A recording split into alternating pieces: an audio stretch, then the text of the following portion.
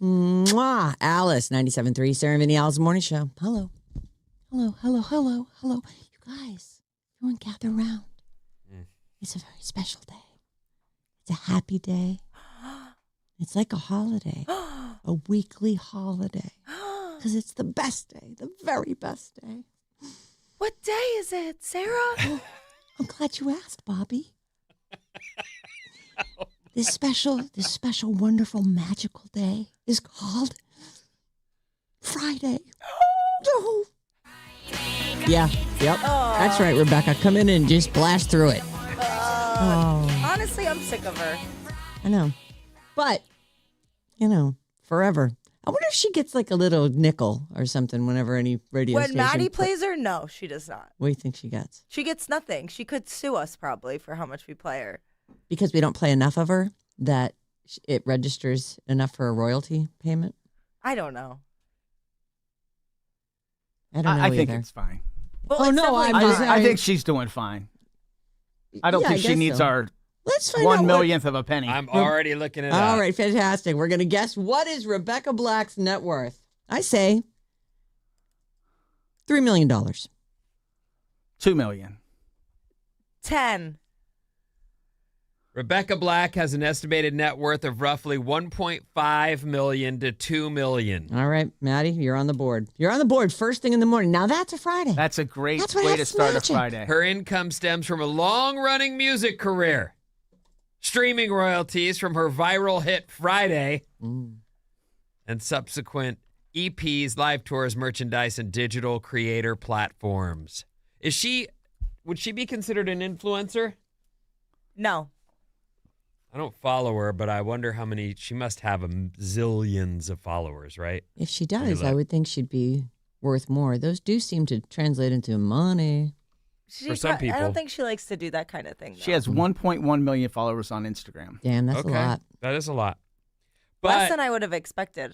Oh, just in my own house, where the missus was like, "This is what you need to do for these posts you want to make," and I'm like, "Oh, there's so many steps." So many. I know. Can I just put up She's a picture and go, here you go? But she's like, but yes, you can just do that. But that's not the way these people are making money at it. They tag things. Yes. They do stuff. You try to get your thing into as many.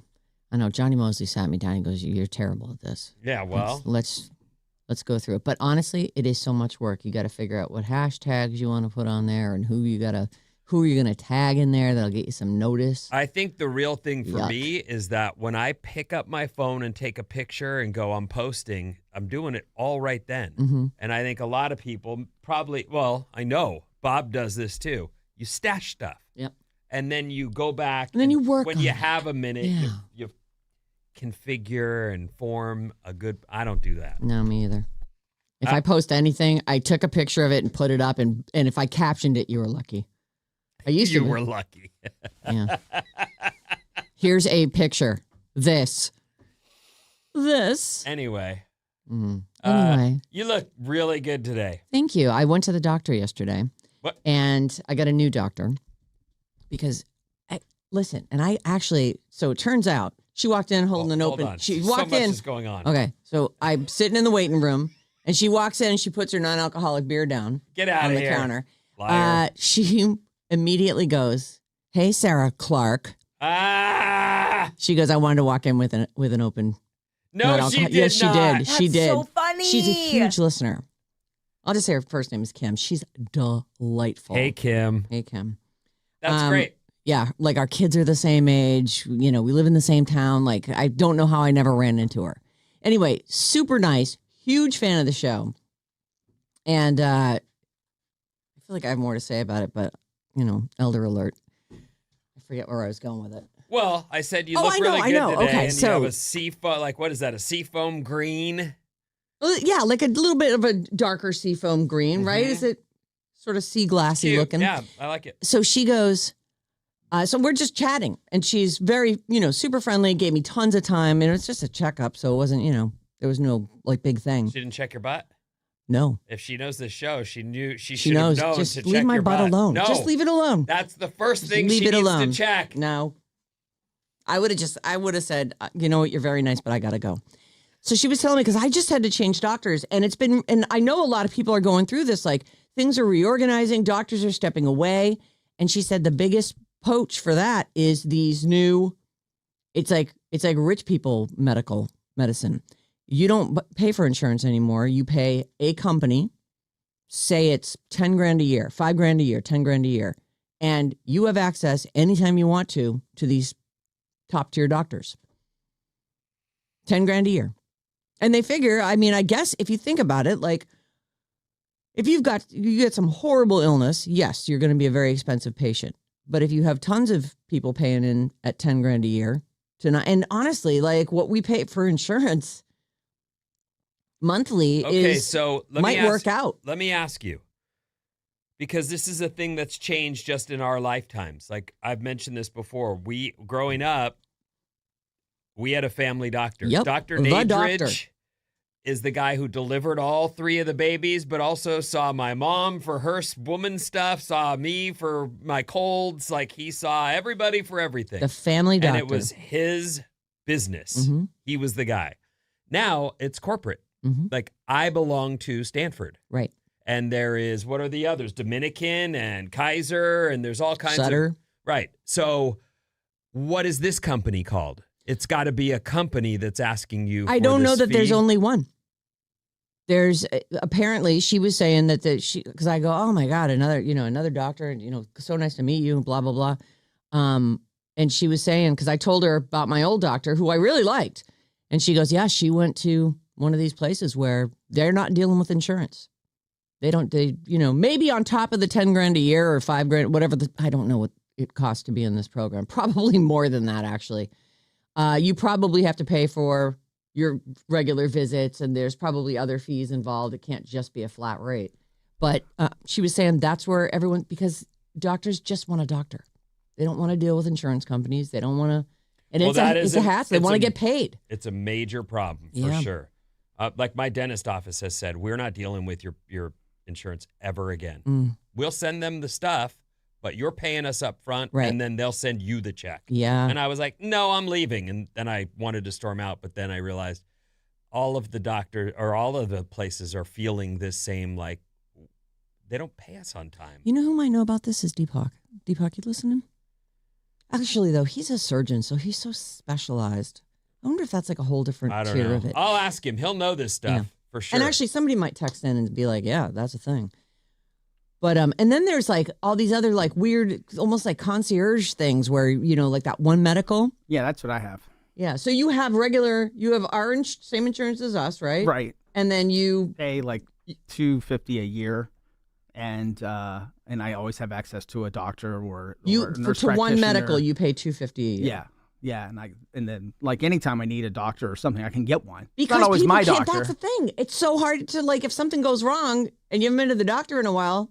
They're like, okay, well, in 6 months we can see you. And I'm like, yeah, but the thing is now. Okay, so I'm not the best searcher to begin with, and we're obviously on the air, but a non-insurance medical care membership, commonly known as direct primary care, DPC, or a concierge medical model allows patients to pay a flat monthly fee or annual subscription fee directly to a doctor or clinic in exchange for unlimited or expanded primary health services without involving traditional insurance.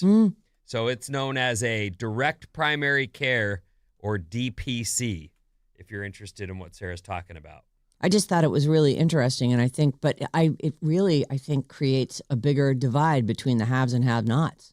I mean, everybody at a certain income tier is having to pay into these insurance. They just have to. You do it, and if you are rich, you just get access.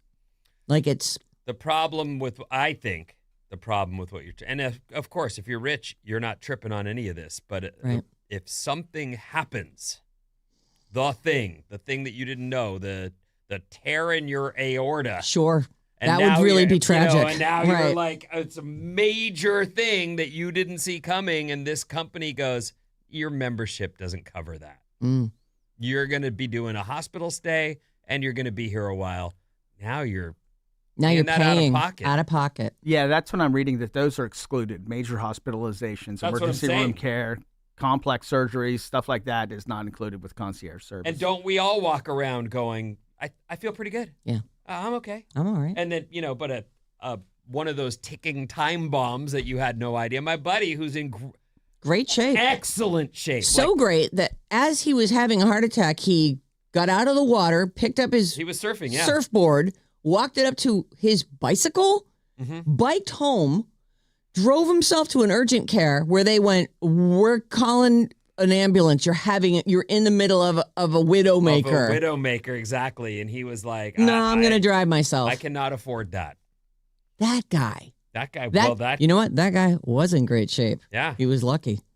Damn. Yep. But he didn't know. Right. And the next thing you know, you're in what? A hospital stay for so whatever. I'm glad really rich people have this new option. It's not for me. No. But I can see why a doctor would want to be there and not dealing with the troubles that come with modern day healthcare. Well, that's why a place like Stanford, where I go, they have a department that is chasing the money probably all day, every day. Right. From insurance companies. Mm-hmm. And AI is everywhere now. So They're like, doctor, I'm going to have my AI listen. Okay. Dr. Kim. Notes. Yeah, Dr. Kim. You're good? She's great. Oh, am I? I'm fine. Yeah. It's the yearly blood work and all the crap. So you did all that? Yeah. Oh, all right. Yeah, a little checkup. Good. But mostly we chatted. We talked for a long time. Oh. Get out of there. I'm like, oh my God. I think that was she sat with me for an hour. Oh, that's so nice. It was nice. I've never seen a doctor for more than 3 minutes in the past 10 years. I know. I'm sure I made her late for every other appointment. Thank you, Dr. Kim. Everyone after you was just, Urgh. Well, maybe. But people are used to waiting in doctor situations. I don't know. I do feel like they stack it too, They squeeze you in somewhere and then I think they start the day late, That first appointment runs over and now they're just off for the whole day. Well, look, this is what I think because I do this too. A lot of us go into the doctor and now you've got someone in front of you and you're going, oh, and there's a bump right and what here. about this? I might as well have you get a look at this. And I looked this thing up and this thing appears to be serious. I bet they love that. Yeah. And, I'm sure that's all day, every day. Right. And people have waited 6 months for the appointment. So they're like, well, I've made a list of all my ailments, all my maladies. And then, no, you're staying. My doctor was looking at me and I'm like, well, I think my diabetes has hurt my toe. And she's like, tell me more. And I go, well, I was surfing and I hurt my toe. And she goes, yeah, you hurt your toe. There's nothing to, and you don't have diabetes. Stop saying that. And also flare-ups don't happen. And you have it or you do not have it. But that is what everyone does. I'm not unique in that way. No, I'm sure. Your son, you've said, Googles everything. Oh my, and not only that, he's his dad is also like this. Like, yeah. Every day there's some doctor appointment that John's going to. And I'm like, and sometimes I'm like, what are you doing? And he goes, oh, I got this thing, he's not even telling me about it because he knows I'm so over it. I'm like, oh my God, you just love going to the doctor. You just love it. He drives into town all the time to go to UCSF. He married someone who's probably going to live forever. He's trying to keep up. He's Knock trying wood, to man. keep up. Yeah, knock wood. Sure. Sure, do it. Knock on that wood. Is that even wood? I'm going to knock on the floor. Underneath. The underneath side of this desk is wood. Particle board. I want a real piece. You want to knock on the real piece? Sure, Might as throw that well. over At here. this point, I'm not going to throw a piece of wood at you, Vinny. Got it. Okay, great. We're all All set. right. Now we're all short Anyway, up. that's interesting, the whole new medical model. I'm glad you shared that. I don't want it, but No, I didn't know any. I mean, that was because I didn't know what happened to my other doctor and I had to switch. I'm still in the same insurance and the same, whatever my health thing is. it's Blue Cross Aetna. No, thank you. Mm-hmm. So That's what our she union- obviously left that organization and is now at one of these concierge things. Mm-hmm. It's like you call up and they're like, oh, would you like a glass of champagne while you wait to talk to the doctor? Don't worry, it'll be a quick wait because you're paying all this money. Whatever. Anyway, that's over, so I'll see her again in a year. That's good news. Dr. Kim. Dr. Kim. She was great, though. Really nice. Nice lady. Good. It's good to have someone that you can talk to. And I do feel like, and she's a big fan. Like she knew a lot of stuff. Like she knew I was going to, of course, lie about whether or not I smoke. She goes, well, I know you smoke. I'm like, I don't smoke. I don't want to smoke. She knew everything. All the stuff. Anyway, let's get to it. I have a lot today. What about you? Is it a good news day? I'm ready for some fun. Sure. All right, let's do it. KLLC HD1, San Francisco. Sarah Vinnie, Alice's morning show. Right after this, the biggest movies in the world.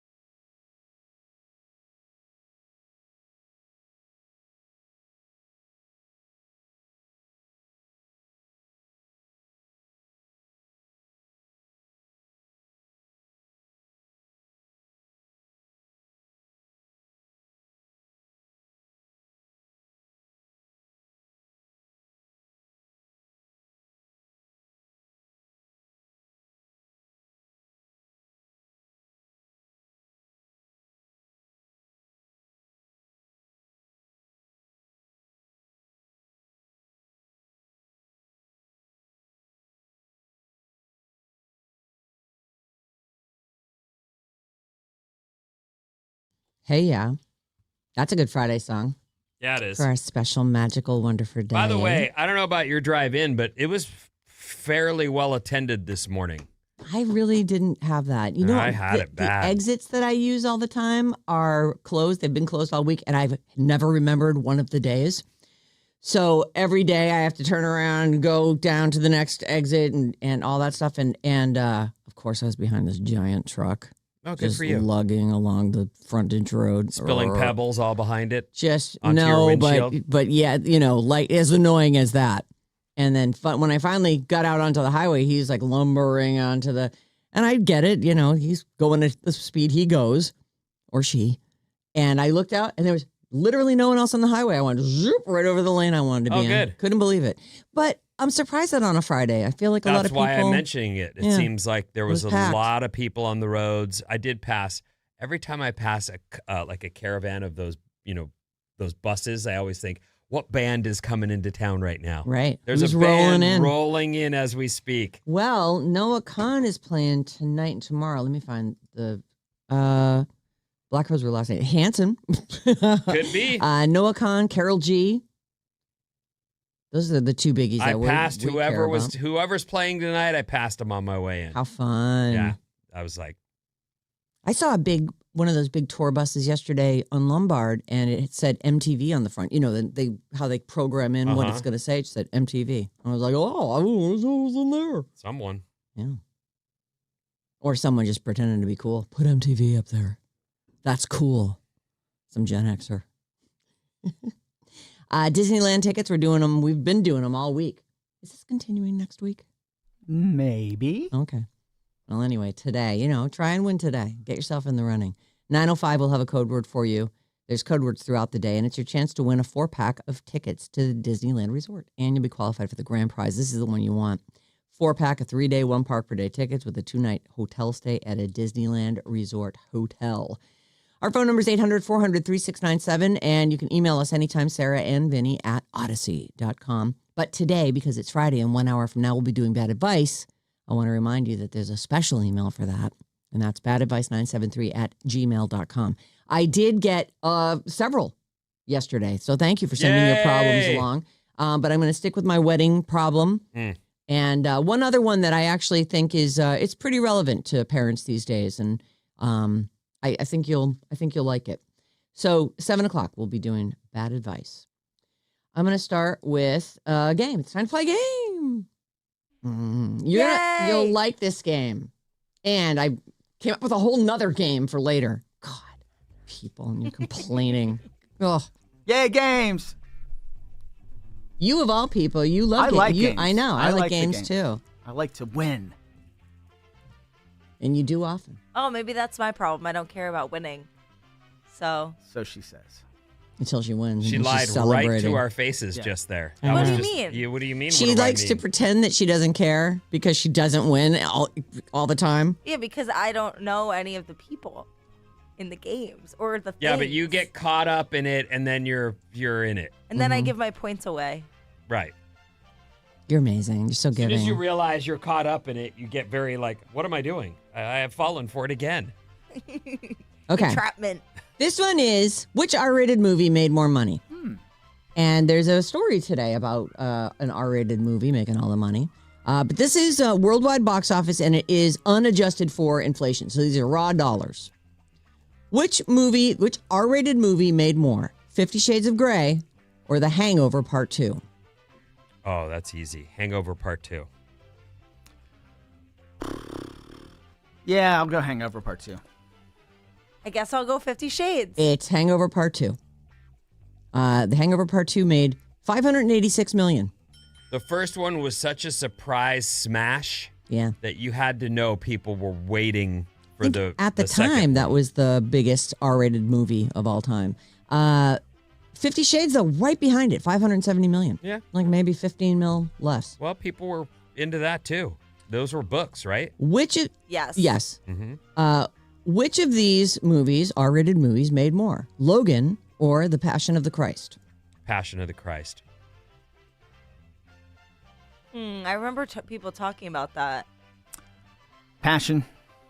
Yeah, I'll go with that too. I'm sorry, but Logan was the correct answer. Believe What's it or Logan? not. What's that? Logan is the Wolverine. Logan's a movie. Wolverine You know what? origin That was story. good, wasn't it? It With was- the little girl. Yeah, it was yeah, I really did good. like that. It wasn't as...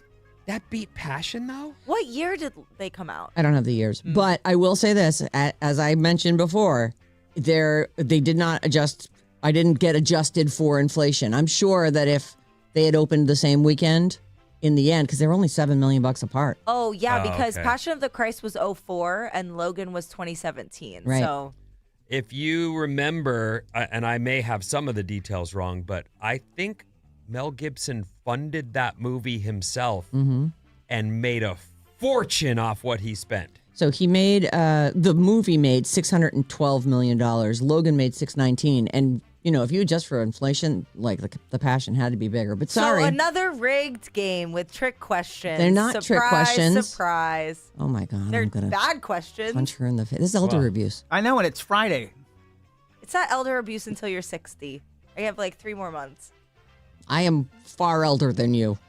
You go 60 this month? Or No. in a couple months? 3 months. Oh, my. November. I know. I'm an old lady now. What? Which of these R-rated movies made more? Ted or American Sniper? That's the Bradley Cooper with a rifle. Oh. I'm going to go Sniper.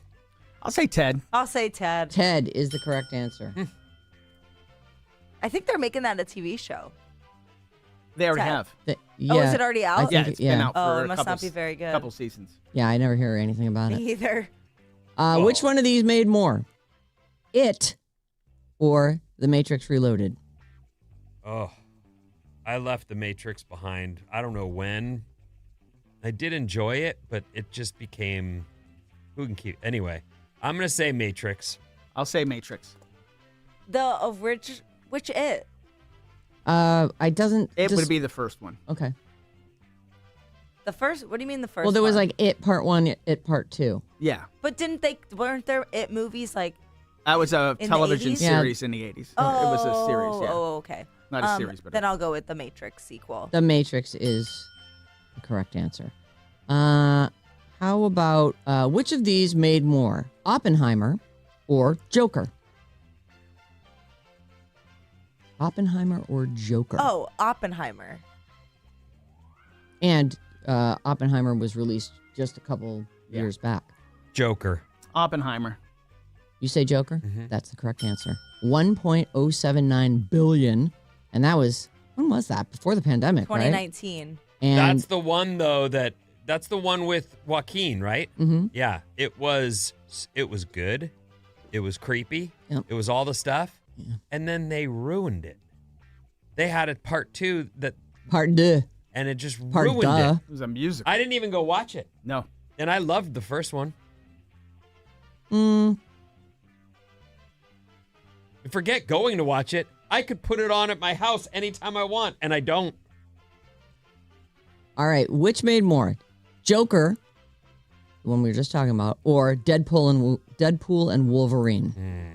Deadpool, Wolverine. Deadpool. I'm going to say Joker. It's Deadpool and Wolverine. 1.338 billion versus 1.079 billion. I didn't like it. No, I turned it watched about off. 20 minutes of it and went, this is stupid. Okay, here we go. Here's your bonus question. Which made more? Which of these R-rated movies made more? Deadpool and Wolverine or The Odyssey? Odyssey. Deadpool. Deadpool. The Odyssey just became the biggest grossing R-rated movie of all time. Oh, is that the headline? That's the headline. The Odyssey is now the highest grossing R-rated movie. It crossed, it's just about at 1.4 billion. The previous record holder was Deadpool and Wolverine, a little over 1.3 billion. And there is a weird connection between the two movies that goes beyond their massive success at the box office. So Ryan Reynolds has something to say about this. In Deadpool and Wolverine, there's a scene where the title characters get into a huge fight inside a Honda Odyssey minivan. Cute. Ryan Reynolds posted a video with clips from both movies and said, "Congratulations to the entire cast and crew of The Odyssey for becoming the highest grossing R-rated movie of all time. That is one hell of a car." Anyway, the number 3 biggest is Joker. Oppenheimer right behind it. Demon Slayer Infinity Castle from 2025 is the 5th highest grossing R-rated movie of all time. That's the follow-up to... No, it's a different. It's not. Oh, I remember they came Demon out at Hunter, the same they time. did. One's from, I think this one's from Japan. Yes, This and is Japanese. The other one was Korean. and it's rated R, so it's a different. It's a whole different thing apparently. But it was just last year. Deadpool 2, straight Deadpool was number 7. Matrix Reloaded from 2003 is number 8. It from 2017 is number 9, and something called Detective Chinatown 3. Anybody? Nope. That Well- is the 10th most highest grossing R-rated movie. Chinatown is an old Jack Nicholson movie. It's this one. It doesn't say it's got any relation And to that. I believe he's a detective in that. Oh, Detective Chinatown 3. It looks like it's a kids movie. What? It's rated R. Oh, mystery comedy. Well, there's kids in the picture. No. Yeah, I don't know. These are all rated R I don't ones. remember ever hearing of that. Chinese It's comedy Chinese. mystery. Yeah. Oh. Mm. It All did the big Chinese in people China. loved it. Couple things that sort of jump out. Christopher Nolan has 2 of the top 4, Odyssey and Oppenheimer. Ryan Reynolds has 3 of the top 7, every Deadpool movie. That's big. Oh, God, we're running out of time. Couple movies this weekend that are coming out. We put the trailers to these up at the Radio Alice Facebook page. Insidious, Out of the Further. This is the 6th installment in the Insidious. If you love Insidious, this is for you. Spa Weekend. If it's half as good as the Jamba Juice we got yesterday. That was good. Yeah, so that trailer's up. John, but you got to make that a regular thing, whatever Yeah. that was. Oh, man. I was thinking about that ginger all day. Mm-hmm. Something called Mutiny. This is rated R. It's an action thriller starring Jason Statham as a former Marine working as a bodyguard. He's framed for his boss's murder, and he tracks down the people responsible. I don't want to. It sounds like a slam to call him the new Steven Seagal, but he's quietly got his own little lane, Yeah. and he just keeps cranking out movies and making a fortune. And a couple interesting things on TV, other than there is preseason football. Tonight on HBO, the 3rd season premiere of Conan O'Brien Must Go. That is a fun show. It's him. They sort of are filming his podcast, and then some interesting thing comes up on it, and then he goes there. Like I watched one where he went, I think, to Norway to help some guy out, and just it's a strange little show. But he's just really funny off the cuff. On HBO Max tonight, the streaming premiere of Mother Mary. This is the Anne Hathaway as a pop star preparing for her comeback. Oh, Who's now it's streaming. And then wait, is that the one where she gets with a young guy? no, that was a different one. Okay, Yeah, I know what one you're thinking of. I though. haven't even seen that, but I was just trying to place what you're talking about. I haven't heard of it. And then Saturday on CBS, there is a 2-hour special that, I find this interesting. It's called The Run for $1 Million, an elite horse riding competition where 16 riders compete for $1 million, and it's a Taylor Sheridan, the Yellowstone guy show. Just a 2-hour special. What would you have to do on your horse in order to be the winner? You go distance? Do you jump barrels?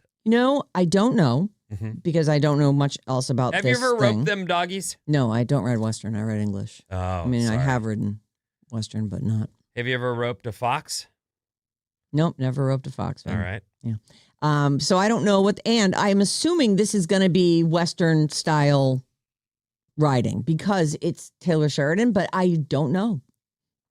It's some elite horse riding competition. If 16 something riders. is Western versus English, are you like, I'm not watching that? No. Oh, you'd watch. Yeah, that's its own thing. The barrel racing, that's Western style riding. Roping and all that, all the rodeo stuff is all Western style. It's Western style. Oh, Yeah. okay. And do they say what they're going to compete in? Let's see here. There's cow horse challenge, cutting Oh. horse. Yeah, these horses are generally quarter horses in these competitions, and they are amazing. Like they will, in a herd of cows, they'll single the one out, and they basically do it themselves. The riders on there trying not to interfere. They know how to cut a cow out from the herd and stop it. It's crazy. Then you get your lasso out, apparently. I don't know. Anyway, that's something to learn there. Yeah, $1 million prize. The 2-hour special, The Run for $1 Million, an elite horse riding competition. Okay, I'm out of time. What's coming up? The saddest love story in the history of the world. Oh, no. After these.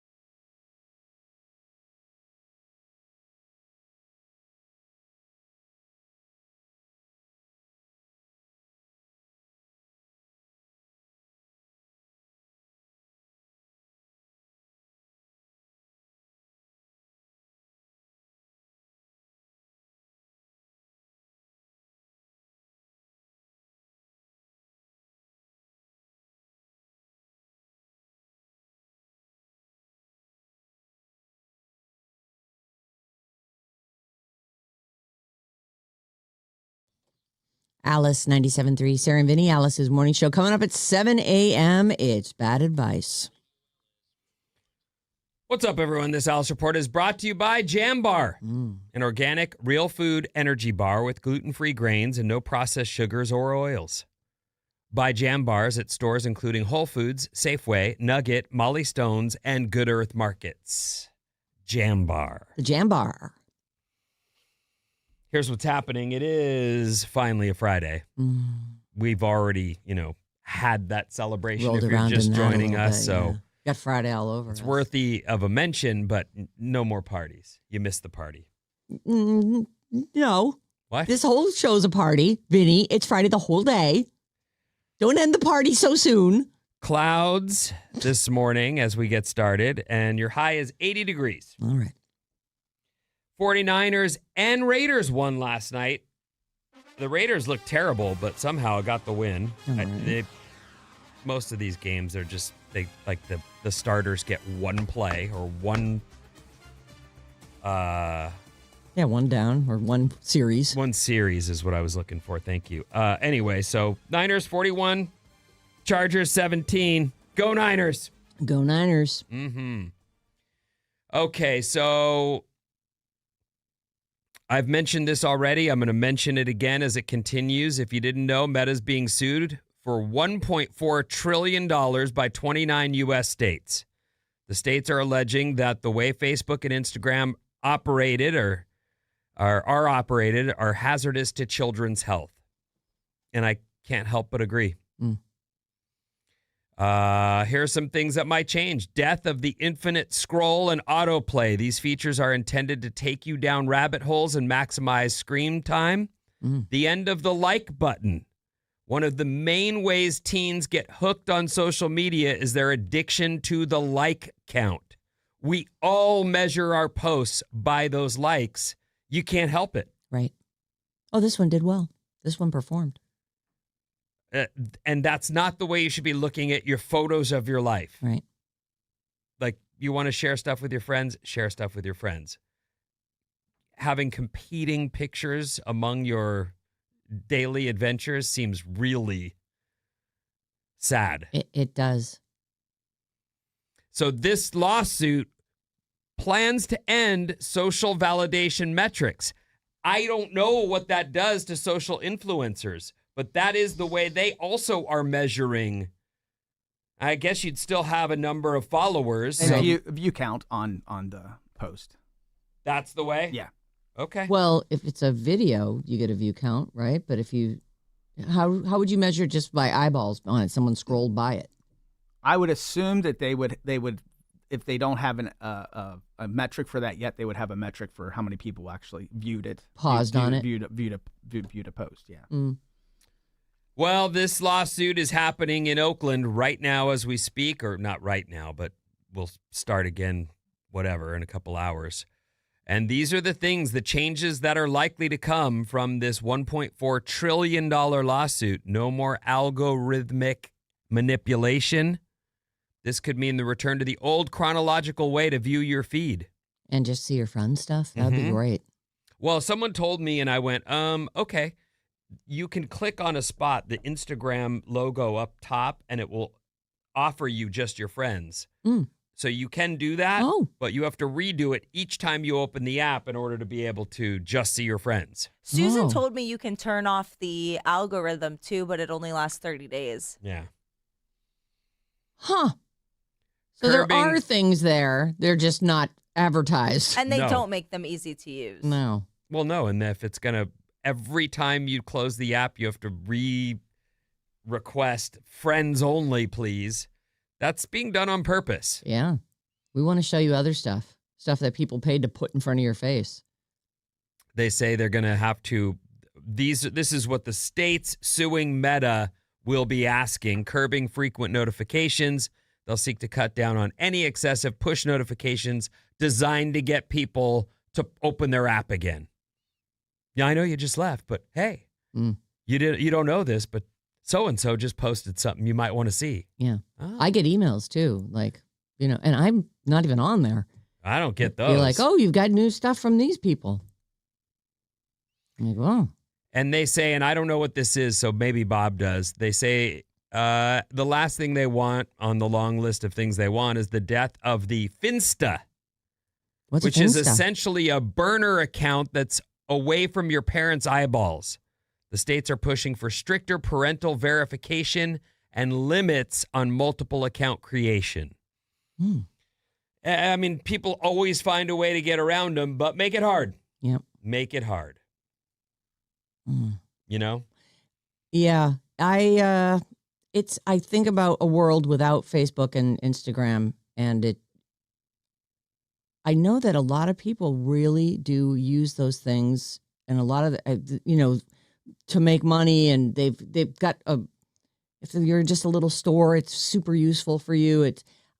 But would we survive? I mean, we wouldn't die, but then there'd be something else. This is just one aspect. This is one company. There are plenty of places out there people can do this stuff. I think this lawsuit will make it safer, and that's the aim, and I don't think it needs to go away. And I like seeing what my friends are up to. I like posting things and sharing with our audience. I don't think it's a bad thing. I think they very specifically have dialed it so that we don't leave. And especially kids don't leave. So get all that.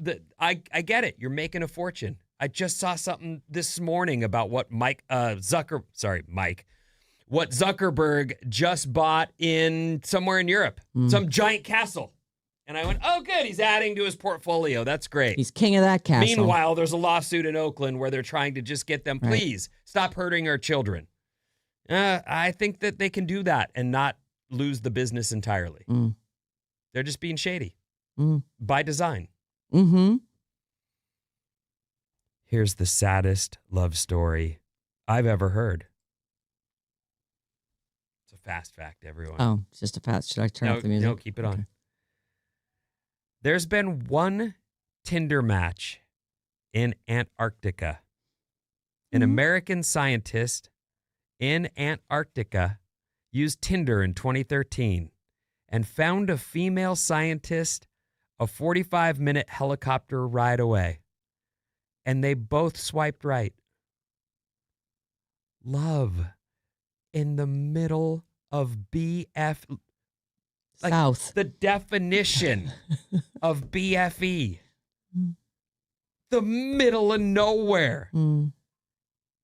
On Tinder. He gets a lady. And then are they still swipes. together? This is the saddest story. Oh, I forgot about that. We're playing the sad music. No, they're not still together, Sarah. All right. They both swiped right. They met up, and she left Antarctica the very next day.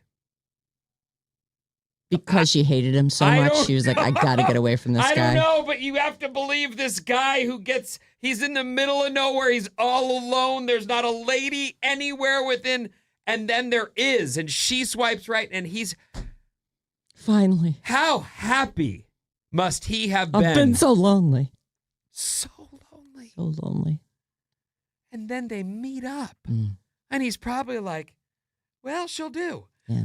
It's fine. So And- only scientists live there, right? I think so. Yeah, I don't think anybody lives in Antarctica. They both swiped right, but she left the day after they met. That's sad. They were down 1. They were down to 10. Here's How many people do you think live and work? Like, how many people are in Antarctica right now? Is it hundreds or is it 40? I was thinking like 15 or 20. I'll go 40. What do you say? well, someone Googling it. Yeah, Yes. I see the fingers going. I'll say 42. Okay. And what did you say, Sarah? 40. It's actually between 1,000 and 1,300 people. So that's a point for Bob. No, I said 15. Oh, you said less than I did? So Yeah. that's a point for Vinny.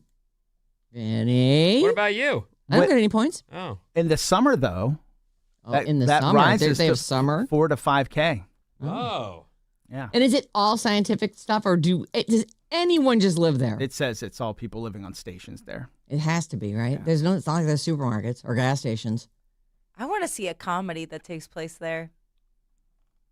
You know, like Big Bang Theory, but in Antarctica. Mm-hmm. I saw a Clooney movie about living in the middle of nowhere, and then that True Detective was sort of similar. In Yeah. That crossed my mind. I That was was like, you dark. could just watch that, True Detective stuck in the ice. No, but that's why I said comedy. Oh, No, I you got want it you. to be? I see. You want it to be fun, like the Abominable Snowman is like a slapstick comic, and Puts his You might as Stops well by. keep He's like this, your neighbor, weird neighbor. you might as well keep this Reindeer. music on as I do my next story. Oh, It's all right. Oh, more awful. sad. Patrick Ewing. Okay, You know who that is? I do. He's one of the Dallas guys. No. He's one of the great New York Knicks. Oh, I do know that guy. He was their biggest star for a long time before this most recent team He's won not the whole JR's thing. younger brother, Patrick Ewing. Almost went to the University of North Carolina and would have been teammates with Michael Jordan. Oh, They're from the same era. But there was a huge KKK rally during his visit there, and he decided, I don't want to go here. And he went to Georgetown instead. oh, Can you imagine? no. How awful! How incredibly awful that must have been. Like, So there was no rally the day that Jordan toured I the guess school? not, but I think, is Jordan from North Carolina, Yeah, though? there So was that's no part of that. doubt where he was going to go. Yeah, that's one of those where you just go, my God, man. Here's a young kid, So sad. That is sad. like a young kid Heartbreaking. with all this hope in his heart. God, Ugh. whatever. It's Friday. I'm not going to. And Sarah, I think you were thinking of Patrick Duffy, who plays played Bobby Ewing. So Patrick Duffy. I was Ewing. I was in the You were. I was in the wrong ballpark though. You were close. Kind of. Not really. Not really, but thank you. I tried.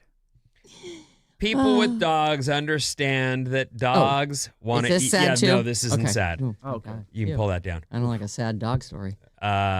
People with dogs understand that dogs will come around when you're eating. Yeah, they love food. It's like their favorite thing. Mm-hmm.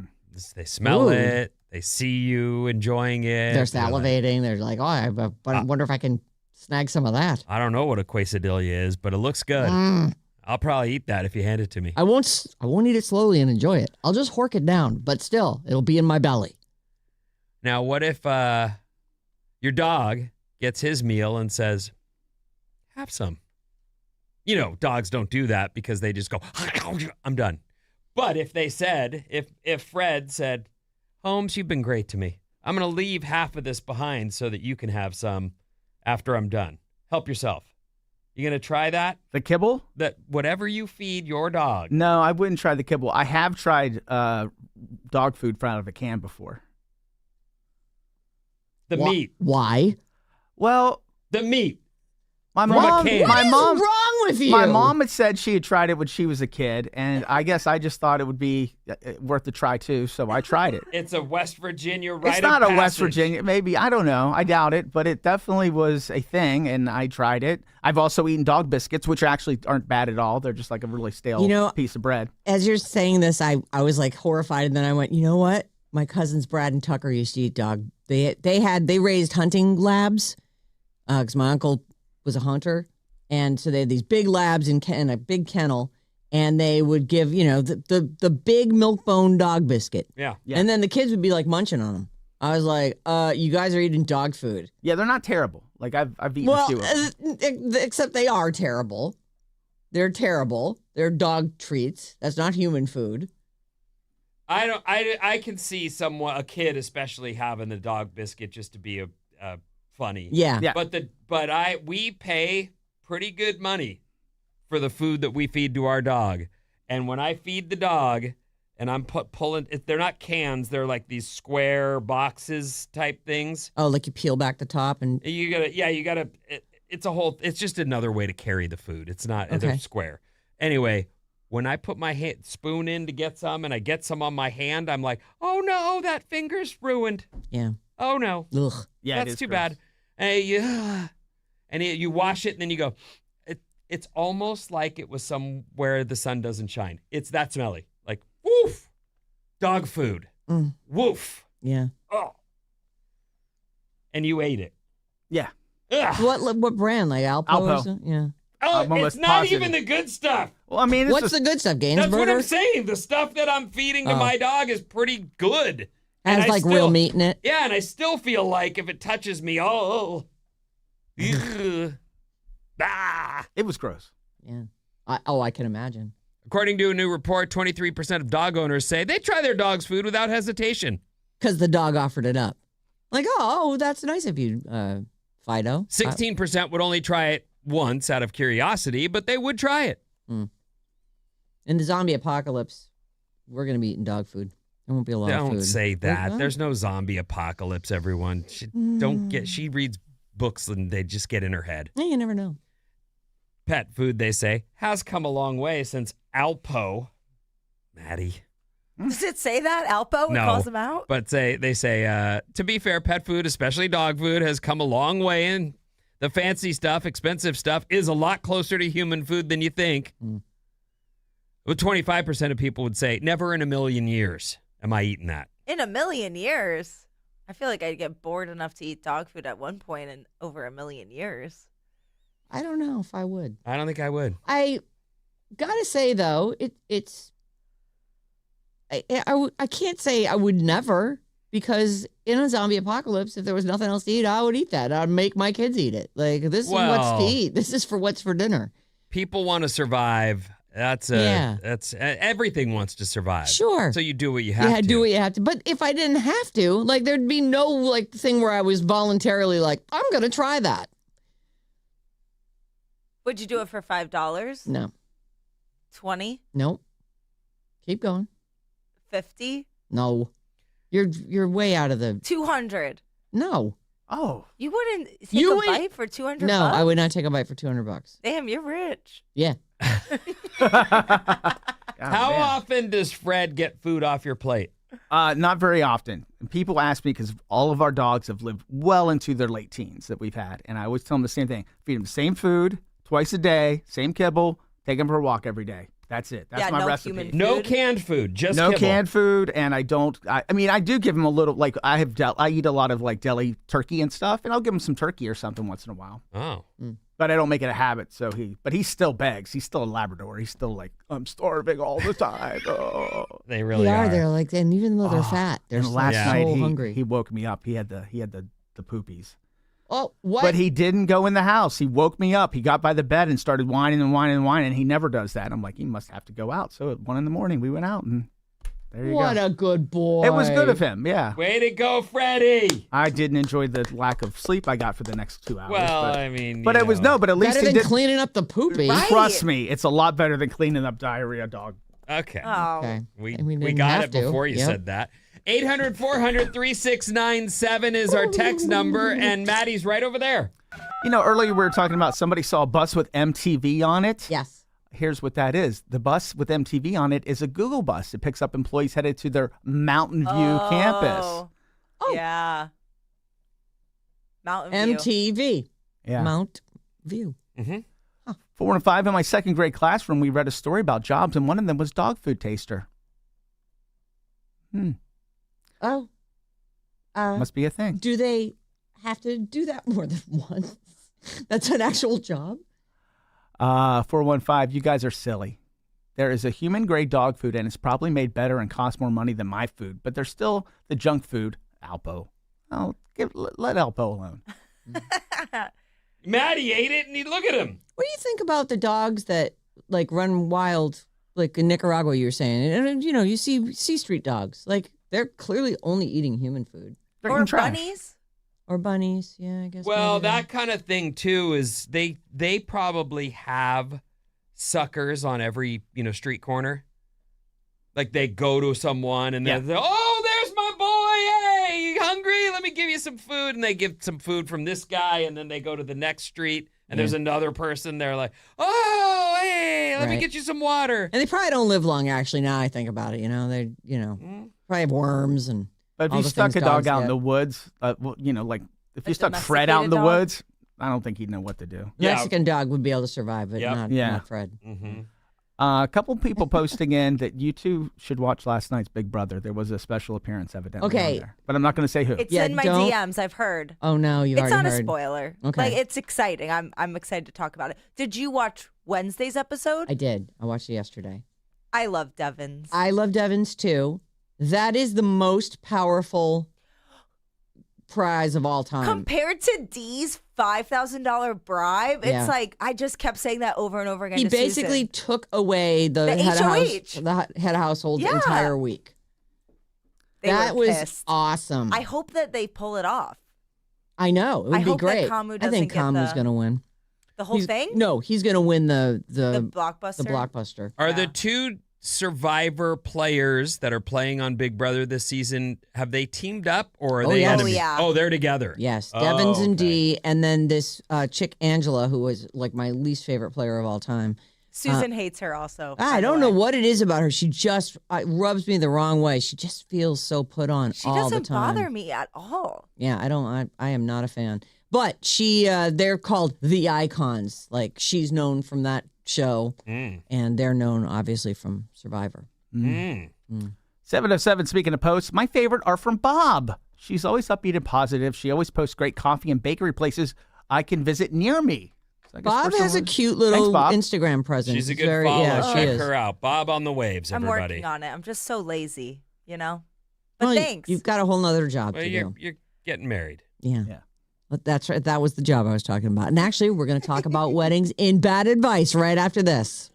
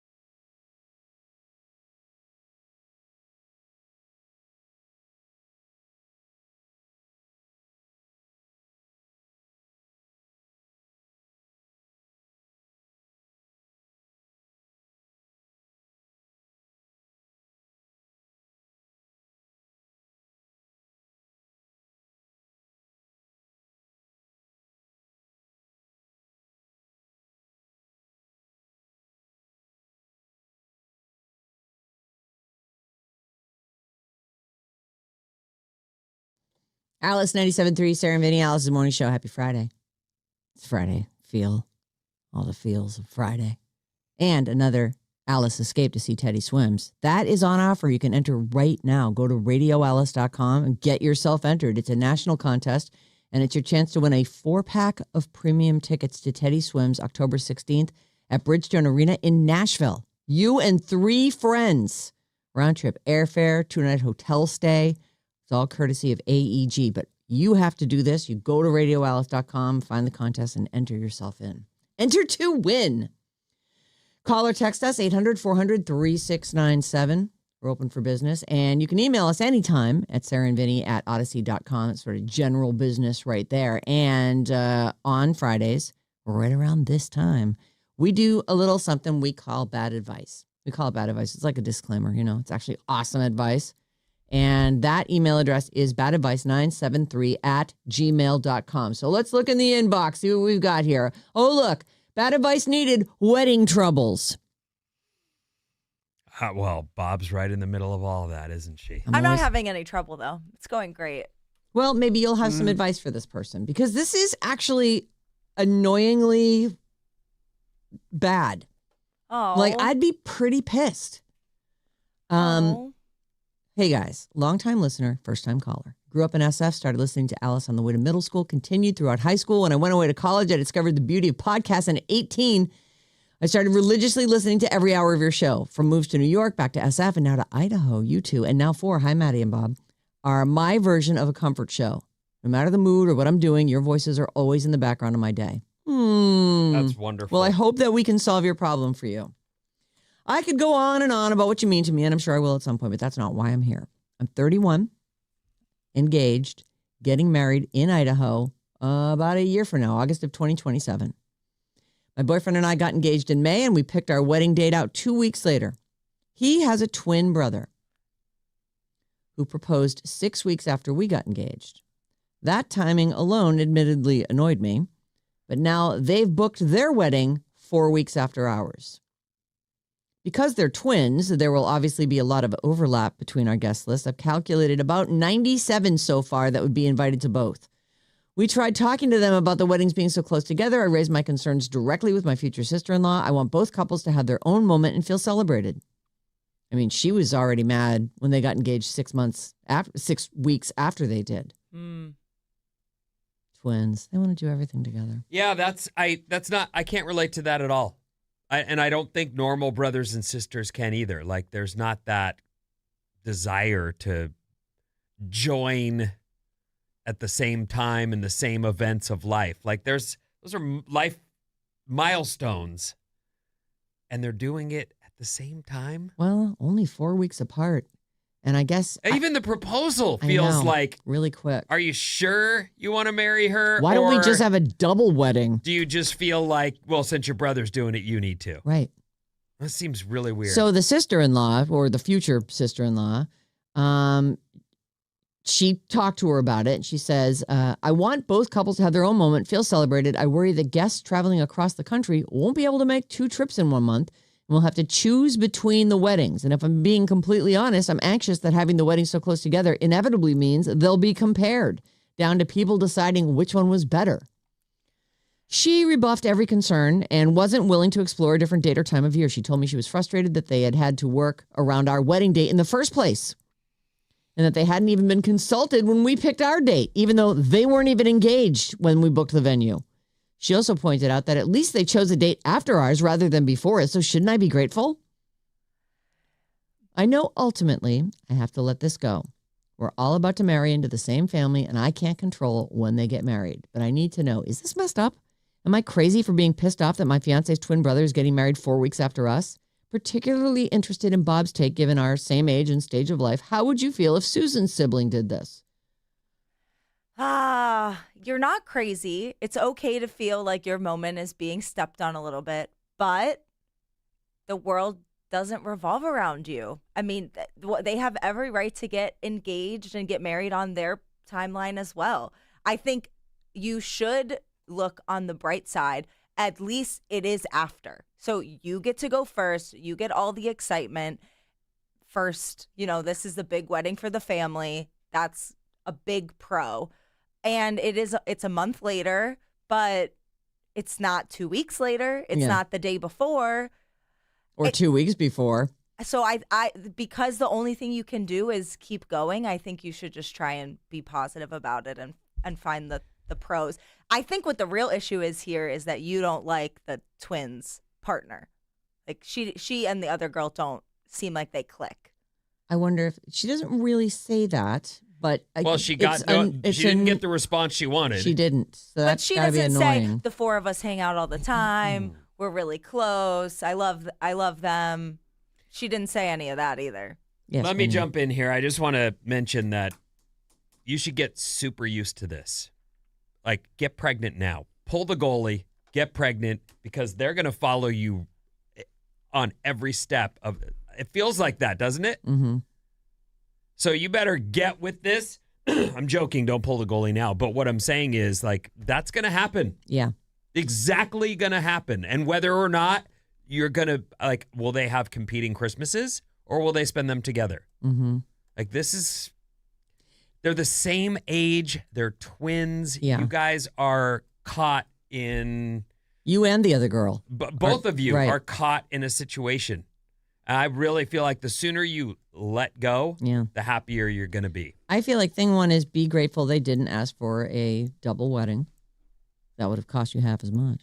But I feel like you got to just let it go. You do. You have to let it go. However, because you don't want to start a big fight. It's true. They're twins. You're going to see them all the time, especially when you both have kids on the exact same day. There is something that you can do to still stick it to her. And that is, oh boy. Here we go. If you are ready to go with your invitations, get them in the mail now. But it's too soon for that. It's a year off. Send a save the date. Send a formal save the date invitation card. Did you guys do that? A save the date? Yes, we did. Yeah. And that you can send that out. You send that out a year in advance. Absolutely. I think we were more like 9 months. But it's a nice idea because you're not ready to do your invites yet, and you want to leave people time to make plans, and then they know. Now they're like, oh, they're getting married. We're getting married. This is the date. This is the place. Please save the date. You could be that specific about it. You're not looking for a response, but yours is out there, and now they have saved that date. Do you understand the competition she's entering into, though? Like, yes. This is.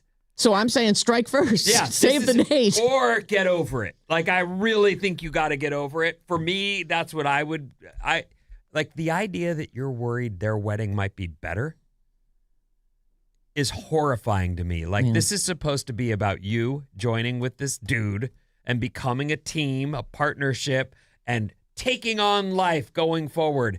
And you're already side-eyeing. You're fully in competition. And the sister-in-law for this. I'm telling you, you think I might have been like, wait for the kids thing to happen. Wait for Christmases. Wait for Thanksgivings when you're like, I want to have the parents over. And then they start pulling this crap on you. I wonder how close they live. I don't know, but it feels like you better be over it. Couple texts, 707. If the family might go to one wedding over another, that should be okay. You'll get to see them either way. And if they attend the other wedding, that's less money for food and people not coming to yours. Another bright side to look on. I like that. You got to find a way to get okay with this because it's going to keep coming up.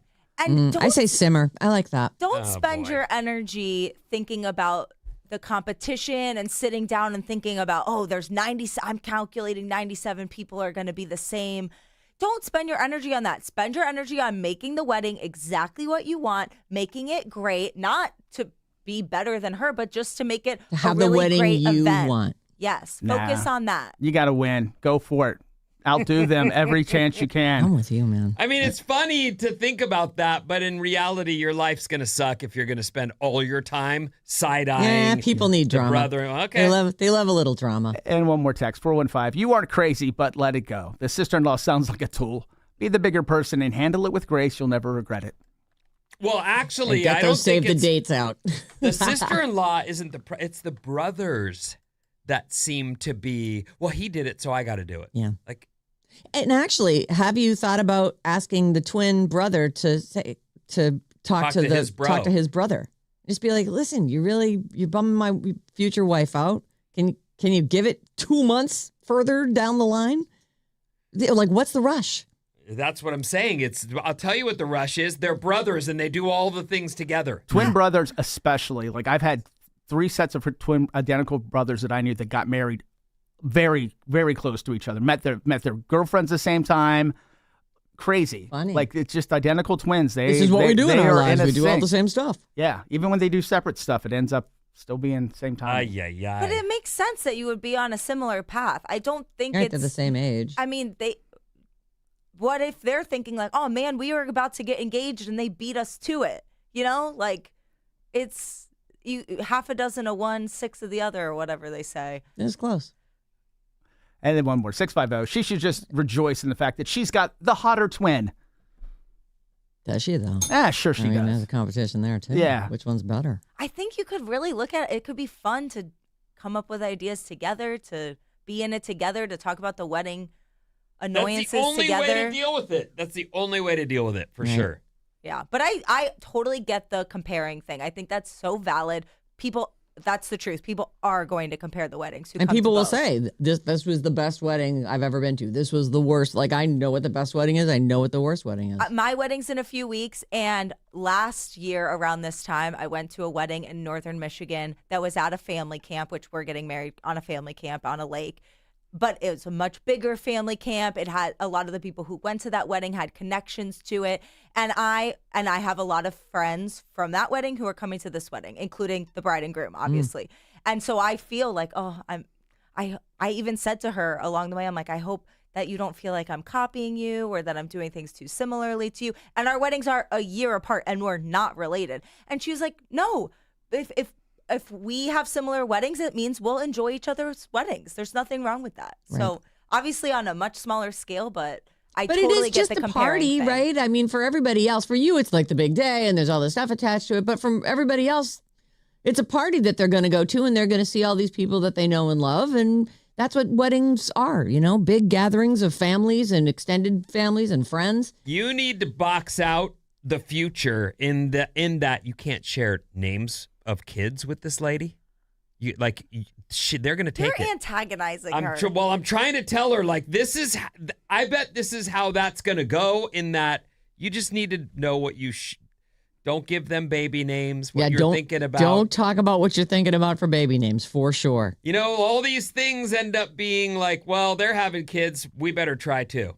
Well, it's nice to have cousins that are all the same age. I'm not saying it's wrong. I'm saying this is under her skin already. Mm-hmm.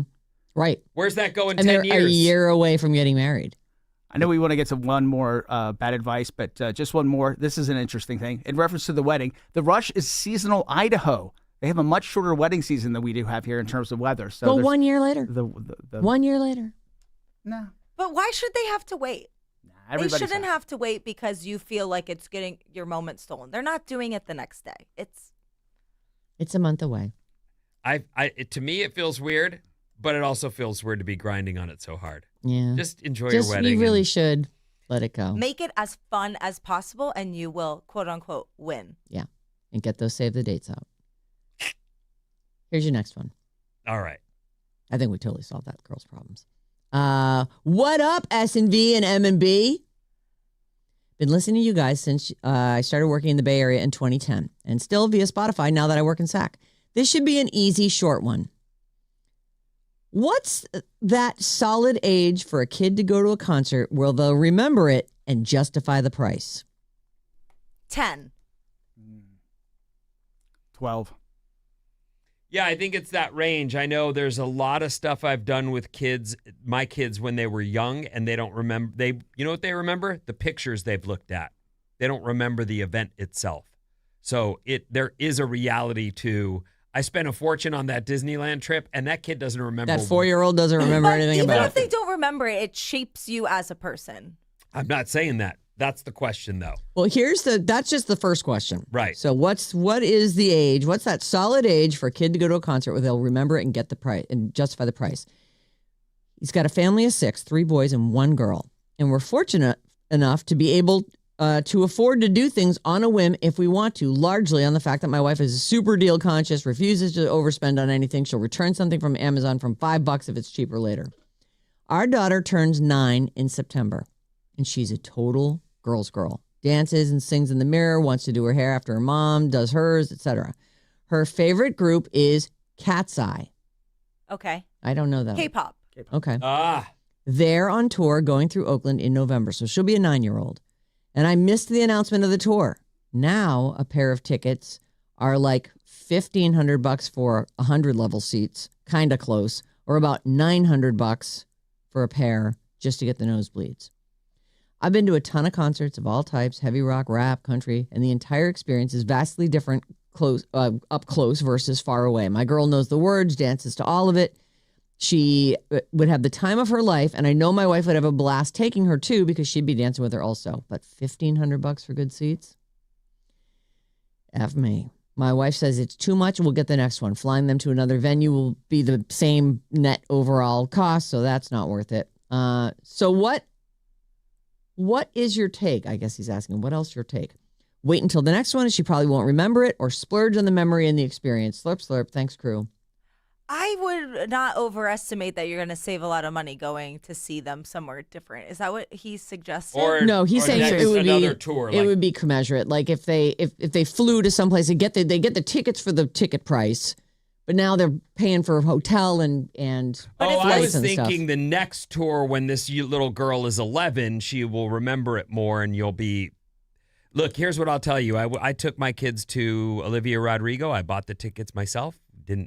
And I was in the nosebleed. I'm in radio, and I'm spoiled as you know what. Mm-hmm. The nosebleeds are not worth it. No, they're not worth it. You're too far from the show to be to feel like you're part of it. Right.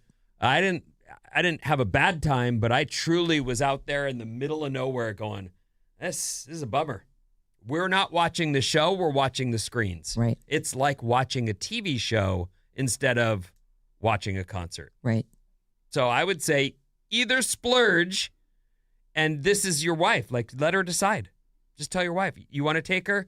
Then spend the $1,500. Right. You don't want to do it? That's fine. We'll go next tour.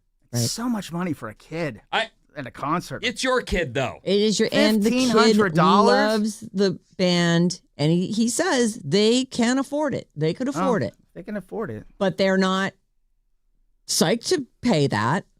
I actually say, as I read this thing, I do think that even an 8-year-old, 9-year-old, when they get into a band and they know every word and they know all the dances, like 9 is not too young to have real solid memories. And with her birthday being in September, you could say this is your only present. Yeah. Right. Save some money that way. Don't throw a party. Don't, Right. Like kids are expensive in general. $1,500. I get it. It's a big trade for those memories that she's going to have, but it's like a thing that might mean the world to her. Yeah. I've got two thoughts. One is it might be a fool's errand trying to go in another city, because if they're on resale for this much, then they might sell out, which means you might have to deal with the Ticketmaster queue to buy the tickets in the other city, and you might end up with diddly squat. So I would make sure you understand that process before you decide to go that route. Right. Second thing is, I totally agree with you. I think if you're going to spend the $900, then you might as well spend the $1,500 if you can afford it. Right. Because then it will be an even greater experience, and you can make it like this is your big special gift. If this is a band that this girl has posters on her walls and she loves it as much as you say she does, Right. it will be worth it if you can afford it. It's special. But you don't buy your kid tickets for every show that comes to town for $1,500. That's how you get a spoiled kid, I think. Right. I would Make put it this special. way. I'll put myself in your shoes.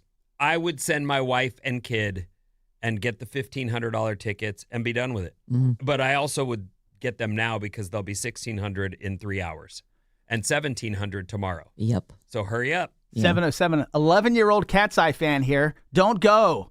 Two What? members are not there. Monin and Sophia, not worth the $1,500. Wait, Oh. they're not on the tour? Yeah. Oh, that's interesting. Oh, wow. Thanks for writing in. Yeah, please look that up before you Yeah, you make wanna- your final decision. Well, there's here. your out, too. You tell the kid, hey, 2 of the best members aren't even there. We got to wait till they come back. That's I wonder if because some of these bands do either swap out members Yes, or they do. I think this is one of the bands that does that. I feel like you should always look and make sure there's nothing in the fine print where it might not be the band you're thinking that it is. That's really interesting. Thank you for writing that in because if the guy's listening right now, I'm sure that's a helpful element to this. 925, my very first concert was New Kids on the Block when I was 8 years old, and I definitely remember that. Splurge and go.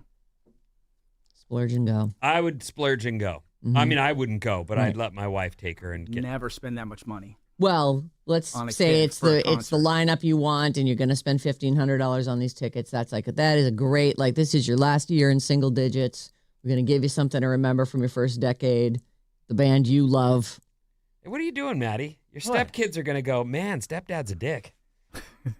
Come on. I just think that that's an outrageous amount of money to take a kid for something that's 2 hours, and they may or may not remember, and probably won't even care for that band in another year from now. They'll be Okay, into let something me ask totally you different. a question, just to be devil's advocate here. You're in radio. Right. You love music. Right. How can you discount the joy of a good show from a band that you love? How are you? Really? I guess it just to me seems like that's a lot of money to spend. That's what concerts cost, though, now. Honestly. Yeah, I mean, I I- don't know what you're talking about. It's really like the if you were fabric, music is part of that weave, right? Right. I mean, if they can afford it, I guess. I just feel like that's money's too much for you. That's You're an thinking outrageous that's- expense for a 9-year-old to go to a concert. Mm. Like I said, if she's maybe 11 or 12, I would consider. But I just think 9, she's not going to appreciate it. She's gonna get bored and want to leave. It's too loud. Well, Kids I are think- always, Oh, kids I are always don't think- complaining. I don't At think 9? that. No. Nah, she'll love it. I feel like if you can afford it, you should go. However, I am so glad that person who is a 11-year-old Cat's Eye fan wrote in. Missing members. Yeah, That's a thing. Make sure that's not the case. Because if it is, then maybe she wouldn't even want to go to it. Talk to her about it. Oh, I see that they're touring without because I assume you want to surprise her with these on her birthday. All right. Good luck on that one. Let us know if you want. We love a follow-up. Yeah, follow up. Yeah. The wedding people, please follow up. What did you wind up doing? How vindictive are you? And if you wind up going to the show or not, I'd love to know. Our listeners would like to know too. All right, that's going to do it for Bad Advice. You can send your own in, badadvice973@gmail.com. I'm always looking at those. I love them. Thank you for sending them. A lot of people, I got a few overnight, but a lot of people sent them in this week, and those are the 2 that we selected. All right, Vince, what's coming up? Drone delivery, giant crocodiles, mushroom leather, and more after these.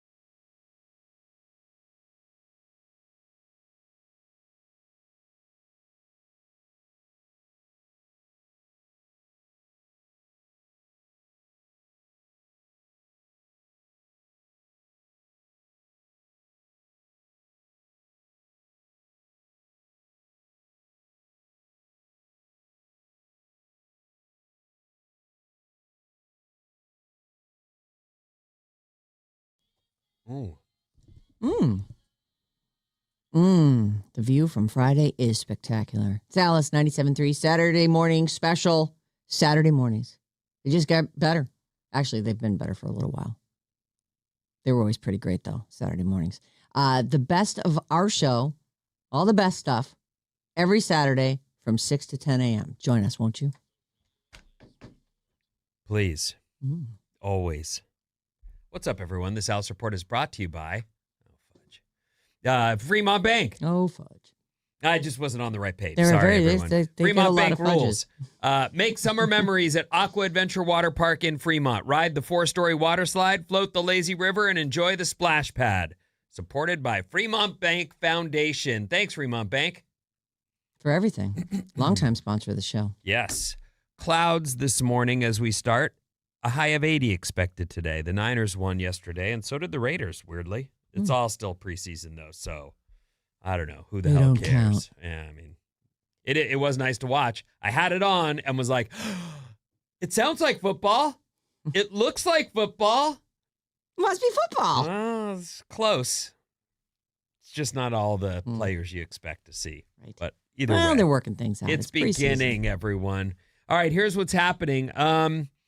So I remember seeing this on 60 Minutes. It was Bezos with one of the reporters, and he was talking about this exciting new plan he had, Bezos was, to drone deliver. And I thought, do we really need, and it turns out people really want to order things and have them delivered right then. Yeah. It seems to have really taken off, this whole delivery.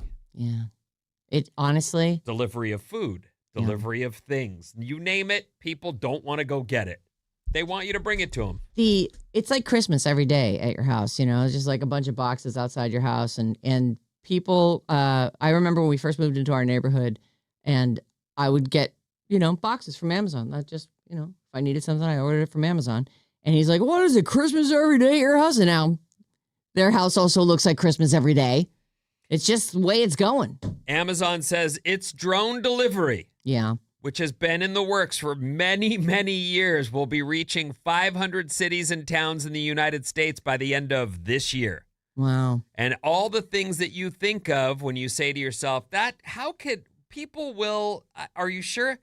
In this case, they say it is delivering to people's backyards. There's a pre-designated landing spot. You set it up. I don't know how that works exactly, but Prime Air is coming to 500 cities nationwide. Right now, I looked it up, and it's currently in Lockeford, or is that Lockford? I'm not sure.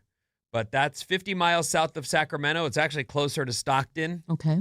And they're currently getting Their stuff gets delivered. Prime Air drone delivery. Were they like a beta site or gotta something? be. Yeah. It's a very small town.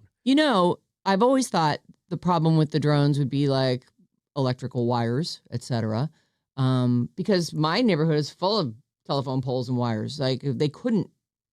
I mean, I guess they could. Maybe they can detect that stuff. But you say backyard, the only thing I think of is if you deliver it in the middle of the night, it's going to be a problem because my sprinklers are going to come on. In some cases, they're mentioning that this delivery will be to your house in 30 minutes. 30 freaking That is minutes. so sexy. Now we're talking about the kind of delivery where you couldn't even leave your house and go get that and get back in that amount of time. Right. So that is pretty fast. And, I can see why someone might want their medicine delivered. Right. I've been to a pharmacy. No offense, pharmacies, but Man, you take forever. get some more people back there. Right. Sheesh. Yeah. And does everyone have to take 20 minutes? Like, what's going on? Why does everyone in that line have to be 20 Every single person's minutes? got to Insurance. argue their insurance. Every single one. Why is that $7? That was $5 last month. Oh, my God. What do you mean I'm too early for my refill? I really need my stuff. Yeah, it's a lot. So if that can get some people out of that line so that when you show up to do something, you can, move through that line in a reasonable amount of time, maybe it's worth it. Maybe. Drone delivery from Amazon, 500 cities by the end of the year, and I'm sure many more to come in 27. Yeah. I'm surprised because I just was talking to one of my nerdy friends who was interviewing at Wing, which is an autonomous drone delivery company startup thing.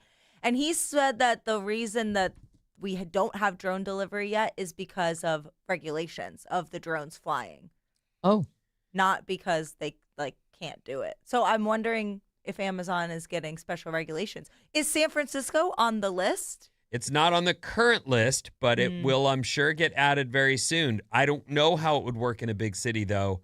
Because of apartment buildings. Yeah, if they're testing this in a place that is Stockton way, then they're really trying to deliver to backyards right now. Yeah. And they're talking about, by the way, packages of up to 5 pounds or less. Okay. So you're not Those are getting, your new bike delivered. your water bottles delivered. Right. Like that's going to have to be some dude who also is mad about it, but at least he's Here he is. And capable and and here's your water. doing it. Right.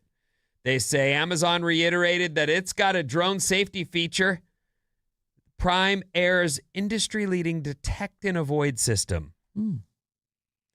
That's likely an attempt to minimize any concerns raised by communities where they will say, hey, we got wires. We got things. Right. You don't want them crashing into cranes, internet cables, gardens, apartment buildings. But they seem to have been working on this for a long time. I like And it. I'll tell you, like the Waymo thing when it came up was like, there's no way. There's no way they're going to have. How will those things be able to navigate and make decisions? Everywhere. And they're great. Everywhere. So this is coming. Drone delivery. That everybody. Joby place, we heard about them. I want to say they're like in Dubai right now or something, but they're right down the street. They're down near where you live, Santa Cruz way. And they are single passenger. There's a pilot, and then there's room for maybe 1 or 2 passengers. And it's air taxi. And it's just a giant drone.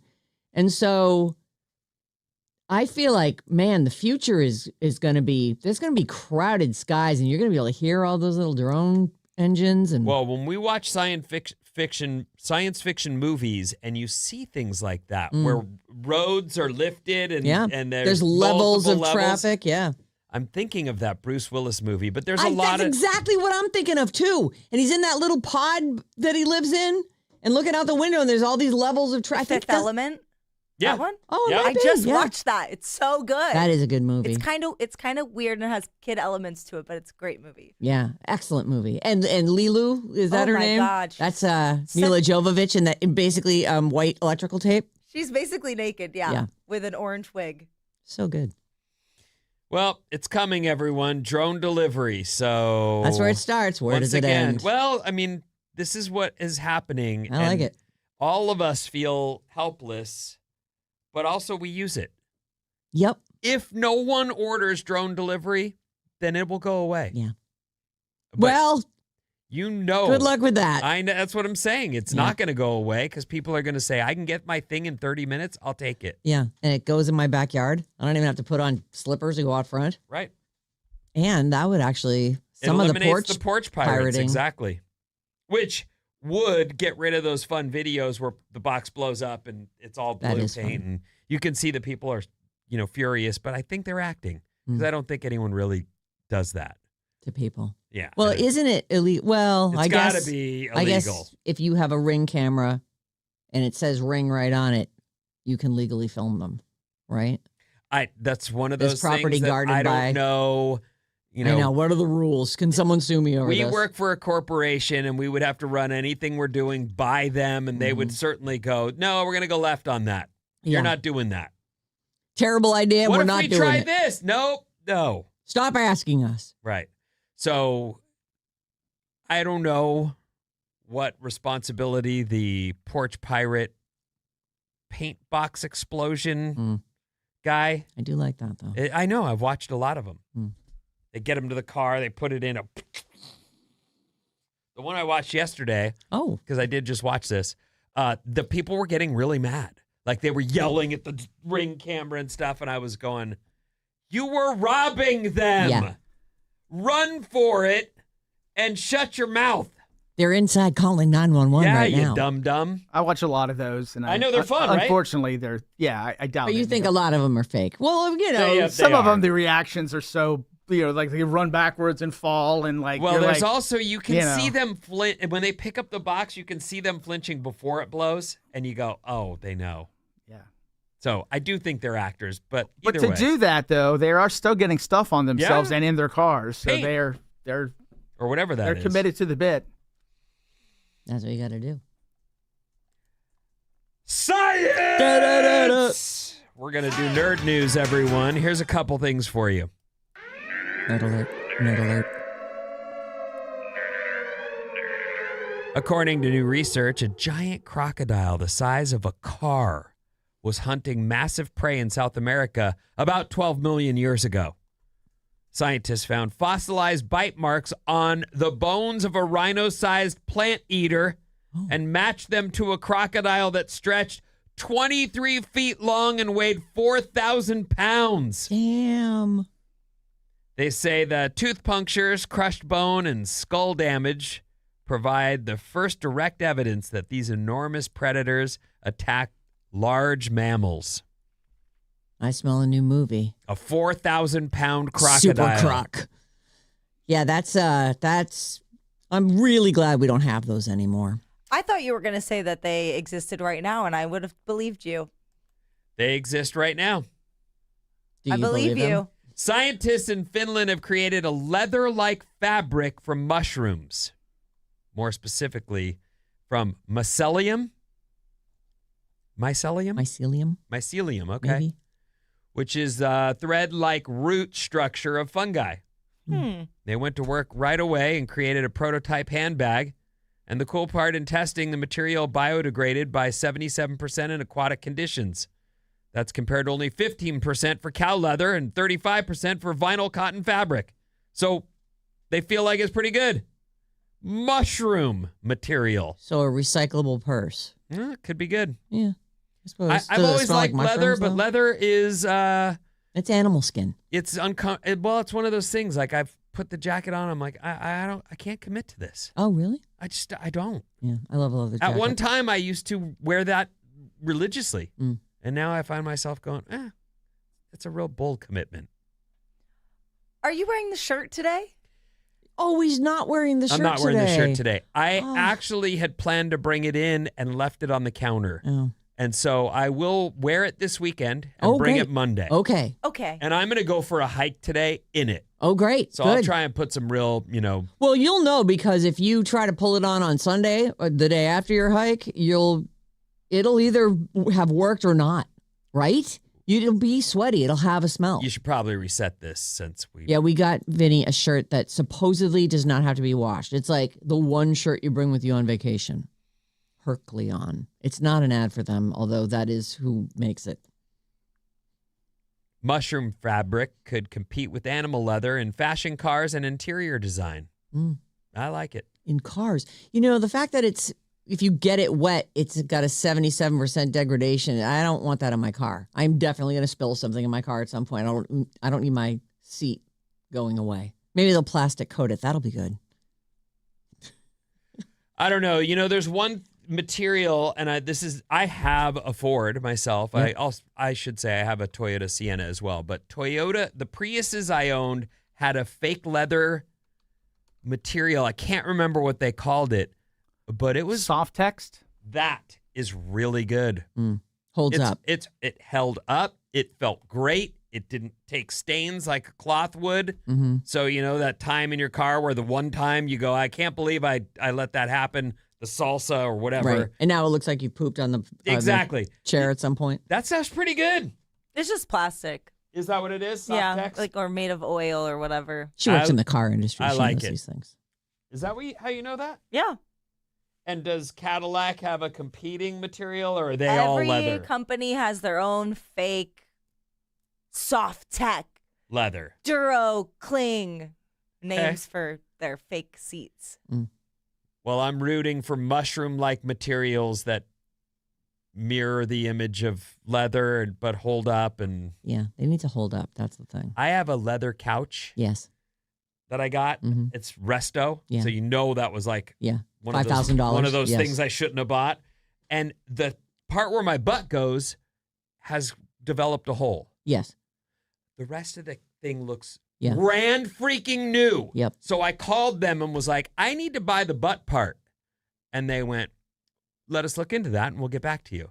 And then they said, the material used in that, we no longer, that we don't have that color anymore. We could make you another color. And I'm like, oh, mother.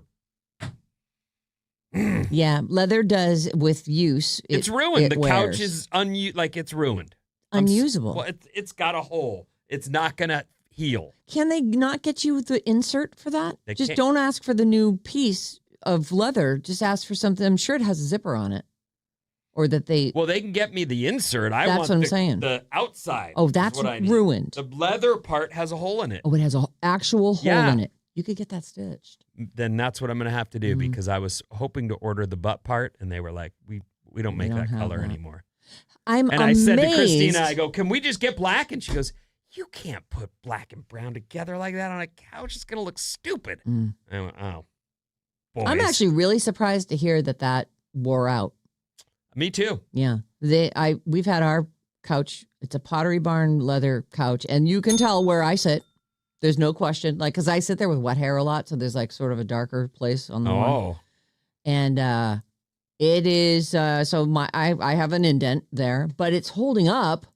I mean, it's not breaking. Are you farting into that? No, you know a what? hole in It's that not thing? even the one in it's at the beach house. Oh. It's at the, apartment. But either way, it's hardly been used. It looks brand new everywhere but Oh where the my butt goes. God. Yeah. It's a bummer. Is the bottom of it fabric, so you can't just flip it over? You cannot flip it over, right? Mm. Anyway, leather, everyone. Sometimes it Sometimes tears. it's great, and sometimes it's not. What's 800-400-3697, and Maddie's on the show. 707 drone delivery reminds me of Wile E. Coyote. Yeah, he used to have stuff delivered to him like that. Oh yeah. And that movie's coming What did out. What did they draw that as? Did they look like couldn't have looked like modern day I drones? don't remember what it looked like. I'll Maybe it was look like it a up. Maybe it just helicopter. dropped out of the sky. Oh, and right. landed Oh, a next to it. parachute. Yeah. Oh, okay. 408. Interesting that you're doing the story, Vin. I just saw coverage on the national news about an Amazon drone delivery where the drone dropped the box in someone's pool. Oh. Definitely not perfected yet. Oh. No, and that's the thing. They're testing it, but this is just like we're driving around seeing Waymos and going, there's no way. That's why I brought it up. Like, we were here in the early testing and thinking, there's no way. Yeah. And now they're everywhere. Now we didn't even give him a second thought. And it's a full-on way. It's happened. Mm-hmm. 510, can you please shout out to my husband and I? It's our anniversary. We've been together for 10 years today. It's Luis and Alyssa from Oakland. Oh, Happy 10 Louise years, Love you you guys. and Alyssa. And good morning, Radio Fam. Give a shout out to my son, Anthony Andrews. He's moving to New York today for grad school at Columbia University. Oh, Woo woo. Oh, what Anthony! fun. Wow. Riz from Concord listening on the app. That's a pricey grad school. Congratulations. Yeah. Yeah, Congrats. good luck on the good times. 408, They're coming. I hate this drone thing. We're definitely becoming the blob people from Wally. Oh, yeah, no, we're headed toward Blob for sure. Yeah, I'm bad. I just want everything delivered. 707, I'm very And a proudly treat. no longer shopping at Amazon. What's that? No, and a treat. I mean, Yeah, that's what? the thing. A You treat treat your mom, delivered you and just- a treat. Right. You get a little treat delivery, a little cupcake in the mail. I'm very proudly no longer shopping at Amazon, says 707. At first it was hard and I missed that instant gratification, but it got easier.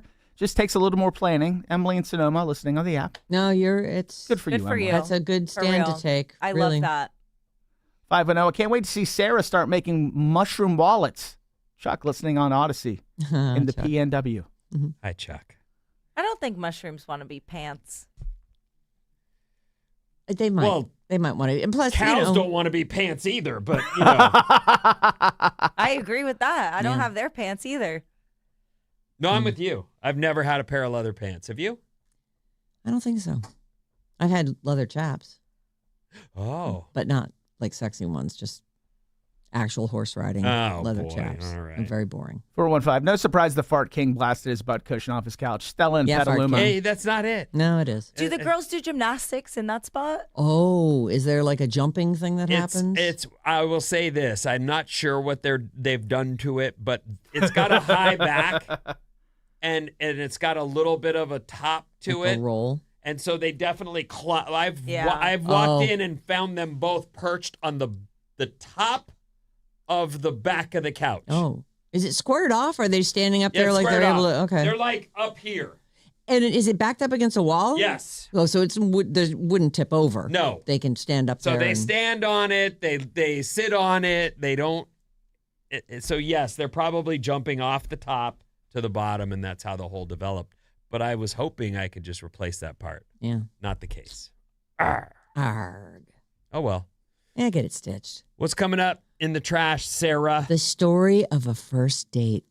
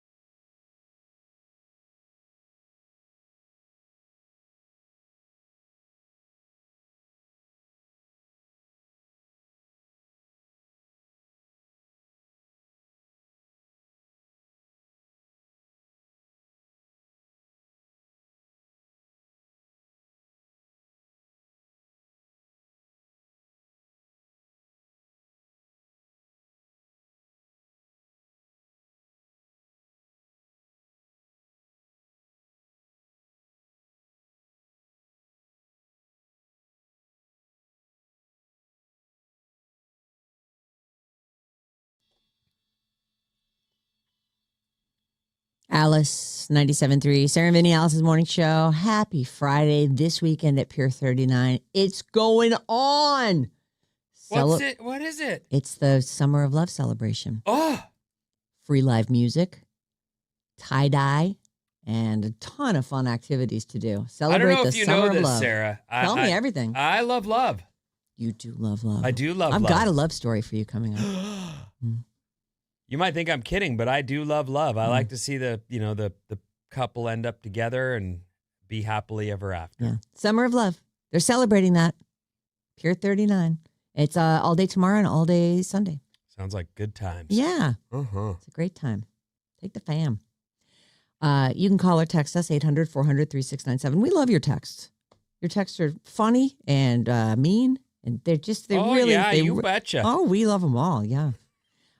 You can also email us anytime if you want to go long form. That's the way. Especially we would love to get more photos and videos. Please send those to Sarah and Vinnie at Odyssey.com. And thanks to everybody who sent in emails for bad advice this week. It's nice to have a few to pick from. badadvice973@gmail.com. So I don't pay much attention to Drake. I'm not a fan. And but once in a while there'll be some funny ass thing that he has done. Like, remember when we used to have this guy? Funny how? Yes, it's just funny. Like, what the F? And like the fake abs thing. That was funny to me. I'm like, okay, so you photoshopped abs onto yourself because no one was going to see your stomach and be like, wait a minute, hold on. There looked like there were abs in that one picture that you posted 2 days ago. Well, and remember when Hooman used to be on the show? We had this guy Hooman on, and he was just fascinated by the fact that wherever Drake lives, which I think is in Canada, although maybe this was like his LA pad, he had not just a pool, but a grotto looking thing with a bridge. That was like Drake's got a bridge. Like, it was a big deal. And one of those, like, I don't even know how to describe the dinner table, but it was like 20 chairs strong. Yeah, oh yeah, right. He's not just having a dinner party. He's having a... Well, it looked like one of those things that like a king and queenie, right. Like a million feet between them on either end. Mm-hmm. He has a 50,000 square foot mega mansion that he calls the Embassy, and it is in Toronto. Oh, it is in Toronto. Is that where the grotto with the bridge is? Does he still own the bridge, I guess, is the question. I'm going to go with yes. So, and he's dated plenty of people over the years. I mean, what's her name? Wanted him to murder her woman area. Well, it turns out she's crazy mentally ill. Yeah. And on OnlyFans now. That seems like a good place for her. When she said that, I thought to myself, that is maybe the hottest thing anyone's ever said, if that she didn't have serious mental health problems. I think at that point we didn't know what was we going on. didn't. We're talking about Amanda Bynes, by the way. Mm-hmm. So back to Drake. Drake, here's a guy. He was on some kind of a search for a girlfriend. Some kind of weird thing. So I guess Is that what they call it now? Yes. I'm Some kind of weird thing, or a search for a girlfriend? Search for a girlfriend, but, has to try them all. I heard once that he has a collection of Birkin bags for the woman he's finally going to marry. Whoa, what a lucky lady. So one time in the past, he rented out the entire Dodger Stadium for a private dinner date. It doesn't say in this particular story, but he goes big on That's right out of Kanye's playbook. Remember he did that here? Yeah, isn't that where he proposed? I think so. Yeah. And the whole fam was there, like all the Kardashians were right down the street. That was it. So he's rented out Dodger Stadium. He's done all kinds of stuff, but he was just recently on I guess he was on a search for a woman. Right. I've seen the interview. It's the 20v1 dating challenge.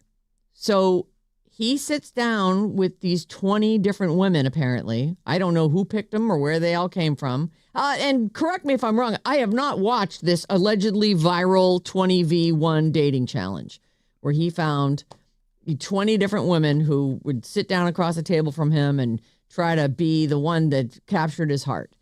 So this one chick, her name is Pink Chew, the word pink and then CHYU, Pink Chew.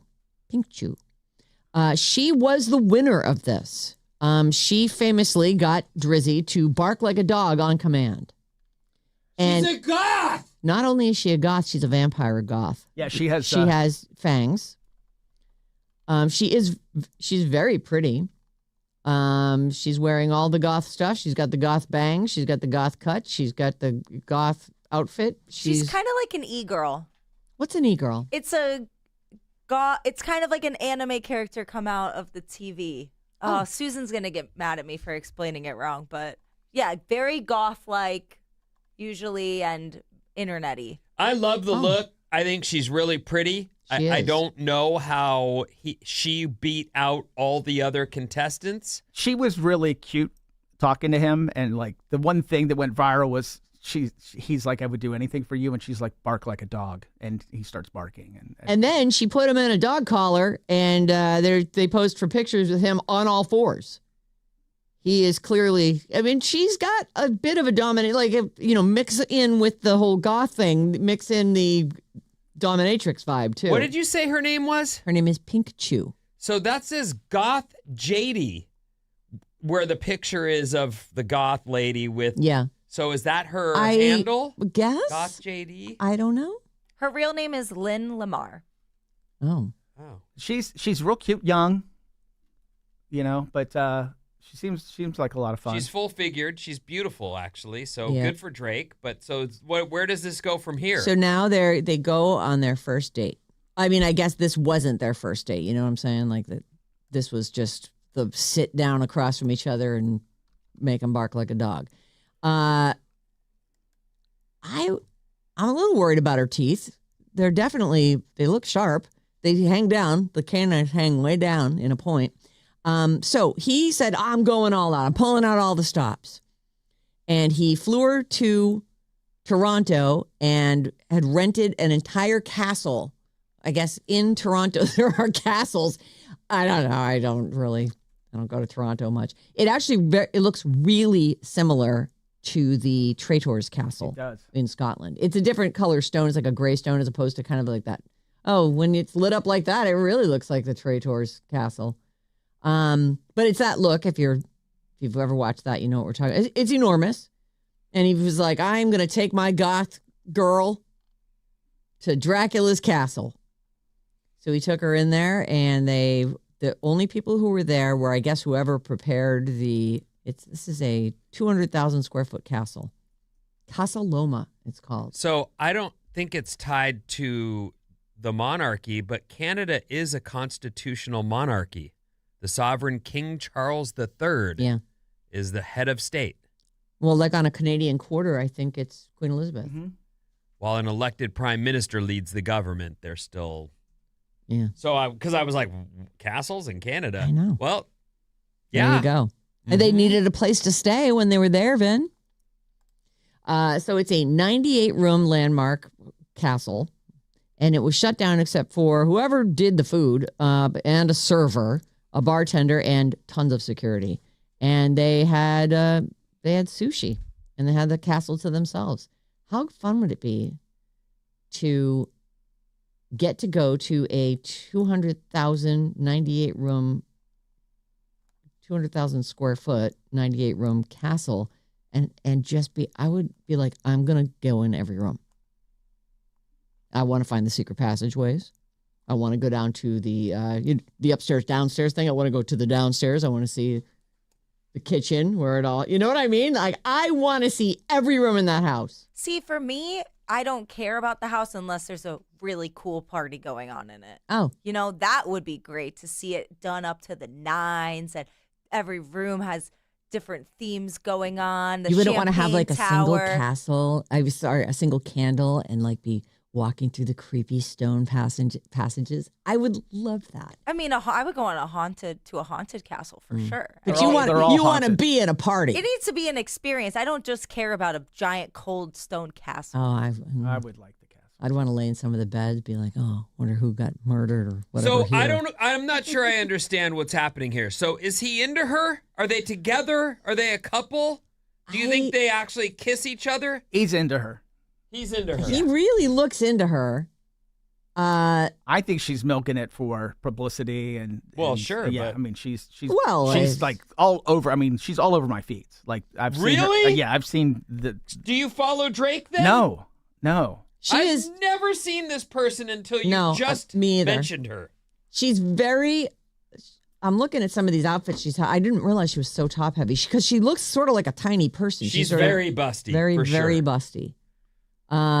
And she's wearing those big platform boots looking things in the one picture. This is apparently their very first meeting where he's dressed all in white, she's dressed all in black, leather or vinyl, and they're reaching across to each other to meet for the first time. And then they sit down, she makes him bark like a dog, and now he's like, I'm taking you to a castle, lady. I have great appreciation for goths, and I think she's beautiful, and we have one of our own here. She does afternoons. Yes, we do. But I wouldn't have in a Jane. million years pegged Yes. Drake Right. and a goth as a match. I just wouldn't have. He also promised during their little meet up, the 20 versus 1 thing, whatever that was, which I get. Hey, look, if you're a Drake fan, I apologize. You probably watched every second of that, and I'm just brand new to this party. It's really a YouTube thing. He did it with the Nelk boys. Nelk is a huge YouTube channel. Who's the? Conglomerate. I don't know the Nelks. I don't either. Okay, Just yeah. a YouTube YouTube group.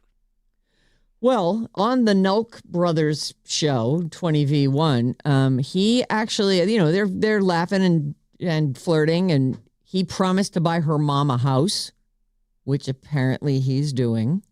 Well, he's got the throwaway money, and He I does. assume because he's a guy who does this stuff at concerts, and I don't know if they're set up, but he does say to the person holding a sign, "Yeah, I'm going to pay for your kidney transplant." He's handing people $30,000. Oh, yeah, let me cover that for you. That must be so fun. It must be awesome. probably is It probably awesome. feels great. And he's well invested and has made a fortune. Yeah. But I wouldn't, What is he worth? she's a real goth, everyone. Dyed black hair, black lipstick, powdered pale like a face, ghost. big black boots. 510. I guess Drake likes getting dominated by people named with the last name Lamar. First Kendrick, now her. Oh. That's pretty clever. Boy, That is is pretty good. clever. I've got his net worth if you guys want to great. guess. Let's guess. I'll say he's got not just a private jet, but like a private jumbo jet. I will say he is worth somehow $275 million. I'll say 200 Oh, I would go 300. 400. million for the Drake. All right. Well, that's why he throws money around and can buy some goth lady's mom a house. I used to watch him on Degrassi. I know he was a His kid. He name was in a was wheelchair Aubrey. in that. Yes. Spoiler alert. He ends up in a wheelchair. 541. She's also 21 and he's 39. How do you feel about that age gap, Bob? She's 21. 21. I don't feel good about it. But, Drake's been known to like a younger gal. A minor. A minor. It's a key of A minor. So Look at that. clever. Yeah, she's busty. Like those. I mean, they have to be Lee Press-on boobs, right? They yeah. can't be. Everything I don't about know. her. She's right. She's pretty small and fairly skinny. Like those don't just happen. Well, maybe they do. Who the hell knows? What do I know about her boobs? Oh, she's actually 23. Somebody just. Oh texted it. goodness. That is better, but still not great. Slightly better. Yeah. At least he's not in his 40s. Yeah. Yeah. I have Okay. a feeling he's going to be 39 for a long time. Drake has rented out the giant Toronto castle for this. I'll keep my eye on this. I have no idea if this is something that's going to be a long-term thing. You but don't have to keep your eye on it. Thank you. Would you? Yeah. Thank you. Let me know if anything Obviously, develops. apparently, Maddie's keeping his eye on it. I have been. Now I'm curious about what other girls are in his algorithm. Oh, yeah, that's right. He was the one who knew all about her. Yeah. Do you know who Julia Stiles is? I do. Why do I know that? Because she was on a season of Dexter, I believe. Yes, That you like. and is she also in Born Identity? She is, Or yeah. one of the Born movies? I think she's in a couple of the Bourne movies. Okay. Isn't Yeah. she 10 Things I Hate About You as She well? is. That and movie is so good. If you've That's- never seen 10 Things I Hate About You, you should watch it. One of the Is best. that Heath Ledger? Yeah. Yeah. That's a great movie. And Save the Last Dance, which Okay. was another. She had a pretty moment good where one. she was on a lot of stuff. Oh yeah, she's so Julia Stiles allegedly is in the cast of Dance with the Stars this year. Why is she's it in alleged? Because it's Page 6 is saying it, and I don't see it anywhere else. That's a big get for them. And I was thinking that might be like the biggest actual star that they've gotten on there. But maybe I'm wrong. Maybe actual Zendaya was stars. on there several years ago. Zendaya did Dancing with the Stars. Stars. You know what I think? It's possible, very possible, there are people that secretly want to be asked that love dancing and would love an opportunity to do this. Well, she says she absolutely loves the show. And so, yeah, I mean, well, according to Page 6. I wouldn't be able to hang up fast enough.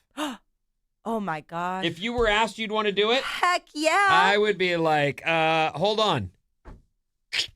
Eh. Yeah, and I have no interest in that. Yeah, me neither.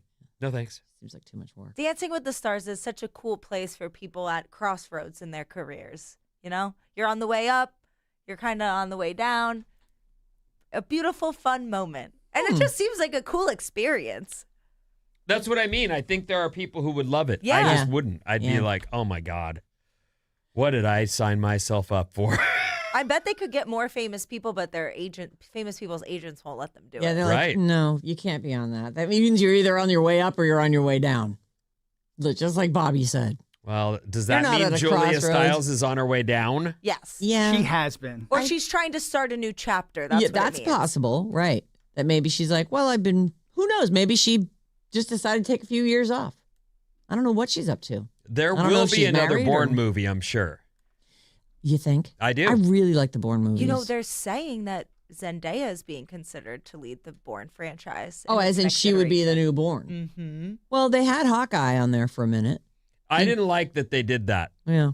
I think they ruined it. He was like a when they Bourne did- adjacent guy. Yeah, it was not good. Mm. And he's fine, but it just That wasn't. movie was fine. It was fine, but it like that first Jason Bourne movie, it was the first the Bourne couple. Identity. Yeah. Yeah. The first couple are great. Yes. And he's Great in them. I've never Agreed. seen them. Oh, they're fun. They're fun. The way they're shot is like, first of all, it's an adventure, like, action type movie. But the way those fight scenes are done change the way fight scenes are done. Yeah, they did. And there are some like crazy. There's this one fight on a stairwell that the way that they shot it is so. Like you feel like it's really happening. I know the that pace and the whole thing, you're in it. It's really well done. Yeah, and I love on the run stuff. Where he's constantly just trying to like that's The car scenes are also so good. Yeah. Anyway, she was in those movies. The full cast is going to be announced on September 2nd. She is a huge Dancing with the Stars fan. This is Julia Stiles, who's rumored to be on this season. And she's talked about going on the show. She said it would be difficult to do because she lives on the East Coast. So then when they announce the full cast, I guess that's 2 weeks from now, September 2nd, we'll find out for sure. But we already know that reality star Ciara Miller and someone named Maura Higgins, I don't know who that is. She's the one from Yeah, Traders Maura. with Rob. The beautiful that- one. She is beautiful. If she would never talk, she'd be the most beautiful. Oh, I You like don't her. think she... I love her I can't voice. do it. I actually love her voice. She's Irish. She is Irish, but she's so dumb. Oh. So I guess you don't have to be smart to dance. I mean, I hope she never gets fooled by a man for the rest of her life after what happened to her on that show. Oh, she really did get screwed over by that She's probably guy. in therapy over that. Who's this? Maura Higgins. She was on, was it Love Island? And this guy was also a Love Island alum, and so they sort of teamed up, but he was never gonna let her. He played a smart, good game. Deserved to He win. really did. did. Maura Higgins She's very pretty. is an Irish reality television personality. Mm. That's sound right? Yep. Pretty. Yeah, very pretty. And then Ciara was on that. I don't know if she was on the same season of the Trade Tours, but that No. was the only place I ever knew her from. And she was awesome on that show. Like she's a filthy mouth and she's so sassy and fun. She seems like a cool girl. I don't know why that guy ever broke up with her. Broke her heart. I think they are filming Summer House right now, or maybe they're done. And So she's going to be on it. Yes, but what about the people who make her role interesting on that? No, they're not on. Are they off? Yeah, they're not on it, but they're going to be on In the City. At least what Amanda is. Savannah Bananas baseball player Jackson Olsen. Mhm. Yeah. Yeah. Yeah, I love the Oh. bananas. I'm And familiar with them. I don't know this guy, though. Mm. Would you And take then- your girls to the Savannah Bananas? Of course. what is it? it's baseball team like the old Harlem Globetrotters. But they're all a bunch way of more superstars. popular. Oh. Yeah. Well, They- the Harlem Globetrotters at one time were really Yeah. popular, and this is very big right now. Bananas was the- sell out stadiums. What was the whistle song that for the? I can't do it. That was it. That sounds right. That's familiar. It's Sweet Georgia Brown. That's Oh. the name of the song. That was great. You'd hear that coming on because it would have like little clips of them on like Saturday morning TV and stuff. Yeah, they were a big deal, and that's why I, use that as a comparison. But truly, she's right. The Savannah Band, that's a big thing right now. They're pouring money into it. Guillermo from Jimmy Kimmel Live is also going to be competing this year. Season 35 starts September 15th, Dancing with the Stars, and it's on ABC and Disney+. I And, believe I saw, it's not Anna. What is her real name from Frozen? Idina She's married to Kristen. Dax. Kristen Bell. She sang the Frozen song, or one of the songs from Frozen, at the Savannah Bananas show. Oh. And I remember, I think we were sitting here and I was doing this off the air, but I went, oh my God, what must they have paid her to get her to sing live in the stands at the Savannah Bananas show? Well, I heard that she is trying to get cast in the live action Frozen. Oh, is that why she's maybe doing some? Yeah. Kind of like when Anne Hathaway hosted the Oscars and sang Les Mis and then got to be in the Les Mis movie. I think she's taken that strategy. And she's a little long in the tooth to play a princess. Well, she could play the mom. Yeah. I don't know about the live action. I don't know I haven't heard that that's happening. I didn't even know but that was happening either. The whole live action. Well, it's thing, going to happen okay. eventually. It's kind of inevitable. If they did Moana, then I'm sure they'll do Frozen. They got to do them all, man. They got to run through them. All right, what's coming up? These are some bizarre reasons for someone to dump you, and more after these.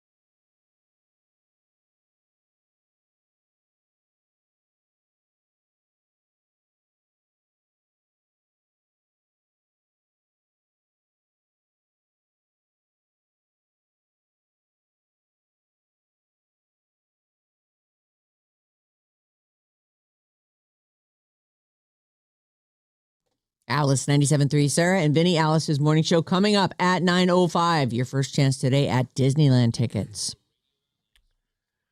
What's up, everyone? This Alice Report is brought to you by Loading. There it is. Bob's Movie Club. Tune in next Thursday at 6 a.m. for Bob's Movie Club. This week, the movie is 4 Weddings and a Funeral. I love that pick. Make sure to check out on Netflix 4 Weddings and a Funeral and join us next week for Bob's Movie Club on Thursday at 6 a.m. Meet you there. I love it. It's a good pick. I don't know if I love it yet. I haven't seen that. You never saw it? Nope. I mean, the title alone. What, you don't love weddings and funerals? No, do you? Well, I love weddings. All right. Well, I'll find out. Yeah, I think you'll like it.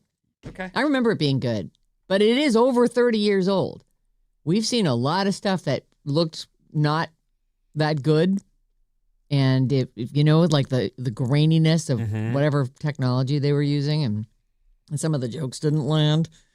No, there's definitely, I kind of feel like some of the stuff that I loved, as I've looked back at it, I go, oh, geez. Oof.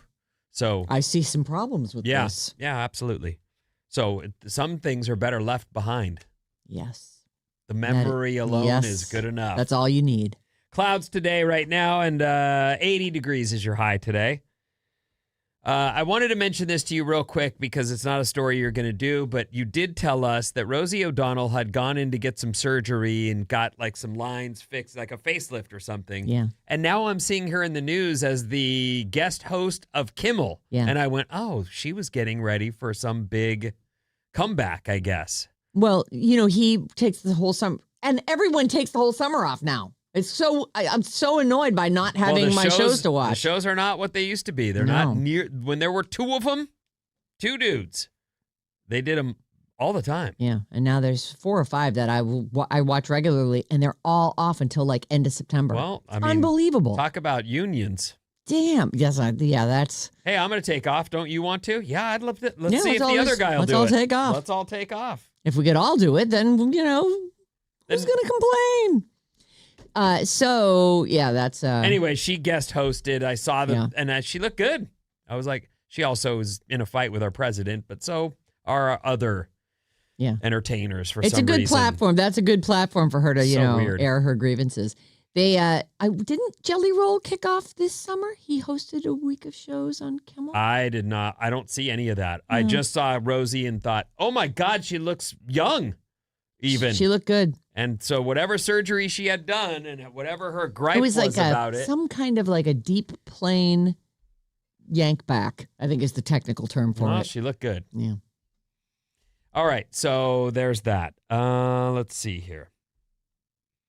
Bizarre reasons for ending a relationship. Can you think of maybe the pettiest reason? But it's hard to do this with you. I didn't really have a lot of relationships. Yeah, you didn't. Yeah. You went from, having good times to I'm married for life. Yeah, that's true. Yeah, and a lot of times, what it was is that it took me a long time to get John to say he loved me, where I could, it was almost like a personal challenge to just see if I could get someone to say I love you. Someone? Are you telling me Village didn't say I love you right away? No, Village and I were just friends. It was year. We Whitey knew each didn't other. love you? Whitey did love me, or said he did. Whatever. Then he was really mean. Well, you were mean to him too. I was kind of mean to him. Yeah, look at you smile too. Yeah, you like it. But I remember just being like, I would go after like a date or two with somebody. I'd be like, "You love me, don't you?" Yes. Be like, okay, well, that's the last time you're seeing me. Well, that's. It's like mission accomplished. So people should break up with me for being a rotten bitch. That's the most petty reason. Because they like you. Yeah. You dump them. Yep. All right. You like me too much.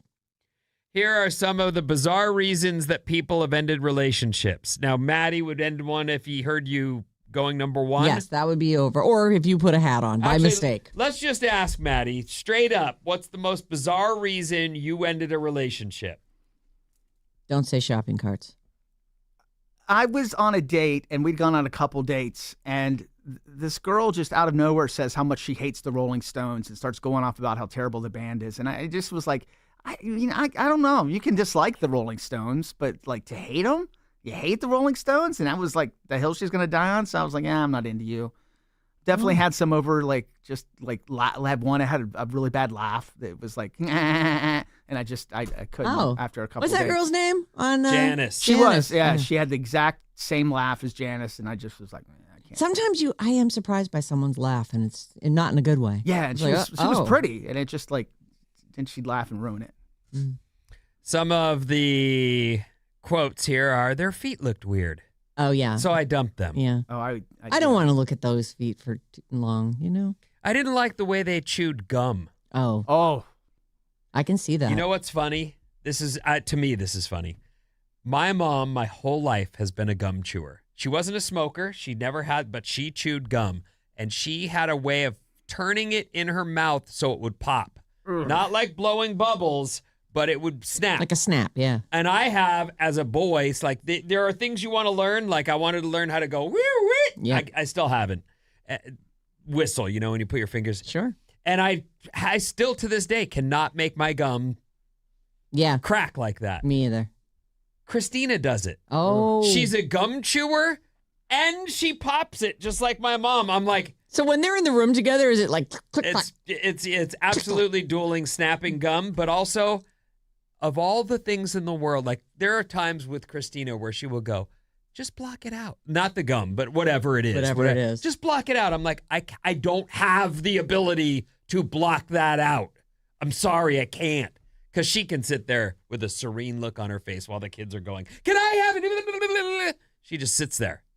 Me, I got to stop it. So I either have to give them what they want or tell them. Dad's the pushover over there. That's crazy. It's true. So anyway, but she snaps her gum exactly like my mom, and I don't hear it. the gum chewing, like I was driving yesterday next to someone. I looked over and they were chewing gum, and it annoyed me to the fact like I wanted to get away from that car. Like it just. I guess because I grew up with it. It makes me jump out of my skin. It doesn't. It's one of the few things that somehow doesn't get under my skin, but it doesn't. What about you, Bobby? If you're annoyed at somebody's weird habit, you better not have any weird habits of your own. That's what I say. Oh, I had a girl get a haircut once, and that was the end of that. Yeah, That's Vinny on the also list. jumps Oh, across is it? the They line. cut their hair. They cut their hair. I was in 7th grade. We were in a relationship. We were 7th grade dating. Okay. Your look of horror, I'm sure, scarred her for the rest of her But life. she though. can't have Oh, been we're thrilled. done. She never talked to me again. And one of my Can you blame buddies her? ended up dating her. It wasn't a haircut. It was all of them got cut. Really. It was, you know what it was? She went for that. Oh, like the Cyndi Lauper kind of Pat Benatar? asymmetrical. The whole bangs off the side. It's more of the Karen haircut than anything. Oh. It's shaved in the back. She had a normal Yeah. long haircut, and then it was shaved in the back with the one side bang. Whew. I was Kate like, plus 8. Eek. Anyway, I wasn't into it.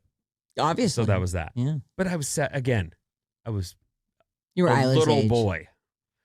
They ate pizza with a fork. Dumped them. Oh. Because they didn't like the color red. Dumped them. He would never eat fresh vegetables, only canned. Dumped them. Well, that is dumpable. A lot of these are valid. They took me on a date to play bingo. Dumped him. Oh. I love bingo. His mother. Dumped him. Oh, yeah. Well, that's you know, really do. You can see the future there, and you You go, really have to decide if you're going to be able to live with that person in your life. because you are going to have them in your life. Mm-hmm. Anyway, there's that. I like that one. Did you? Yep. Really good. Petty reasons for dumping someone. Why'd you dump Whitey again? I moved. I moved away. And so you just went, this isn't going to work. I'm going to move away. Well, yeah, basically. That wasn't why. I moved for a job and For the band or for the band. And we were, really seeing each other. And I was like, don't worry. It's, we love each other. It's going to be fine. And then I just didn't call him I was like, busy. I'm busy. And he wrote me this just nasty breakup letter. I really wish I still had it because it was good. I was like, oh. I got to yes. admit, when I met you, I really felt like you and John might be the most, like you guys were just bros.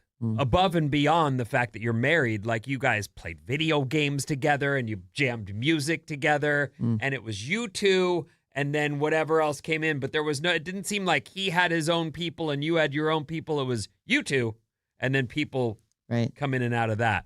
I never really seen that at the age we were at. Yeah, well, we had to move for radio too. I think that Philly was like the 5th place major move that we'd made. We lived in Florida, California, St. Louis, so at least 3 major moves together. And so we were insular, and we were really good friends long before we were ever together. Right. So we just had, I don't know. But it's nice. He's got his own set of friends now, which is, I think, really important for a guy. Well, for both of you, you didn't, like when I left here, you still didn't really have friends that first time. Right. Well, we had barely had our you kids. two. Yeah. Right. And then all of a sudden I come back years later and you're like, oh, I have a crew. Yeah. I roll 10 deep everywhere I go, which is nice. The core it was nice 5 to families, see. Right. Mm-hmm. Anyway, it's weird to see you go from and as you tell your stories, I think she went all in with John in such a major way, but never even really dated people. Like Whitey would be the only other guy that was a steady for you, huh? No, I had a boyfriend in high school. I mean, here and there I would see people, but like Whitey's like, I think you know the guy's name. Who's my high school boyfriend? Mike Riddell. That's his name. Dated him for 3 years. Yeah, that's weird. Yeah. A construction worker was jackhammering during it's not hot. He was really a construction worker and he was really doing that. God, jackhammering is one of the most annoying sounds ever. You ever have someone jackhammering their driveway or their back patio that got poured wrong? Yeah, I have heard that. I know. I had that happen to me. It's just incessant. And it stops and starts and it's just, oh, God, I hate listening to that. A construction worker was jackhammering during a building renovation in Belgium when he struck gold. By the way, let me just add this. The noise that drives me crazy is we've got a basketball hoop in our neighborhood and it's right outside my window. And there are times because of the summer and the daylight, there's someone out there. And now every time it happens, I think of your impression of a person playing basketball because you really do a good one. What is it? I don't even know what it is. You do the ball bouncing and then the ball flying and then the twang off the... Oh, yeah. It's a whole... We have one outside our house, too, although I can't hear it from my bedroom. I feel you. Sometimes on a Saturday morning at 8 o'clock, there's a couple kids out there and they're yelling and doing the twang and just that sound of the ball hitting the pavement. And I'm just like, oh, gotta go out back. You're not going to do it, though, are you? Do it. The impression. Oh, I don't even know how it went, Vinny. Are you kidding me? I must say it was a one-off. Oh, you nailed it. I laugh now. Now I'm sitting in bed. Do it. I can't do it. Gung, gung, gung, gung. I don't know. It's just off the backboard, just danging off the rim of the net. Oy.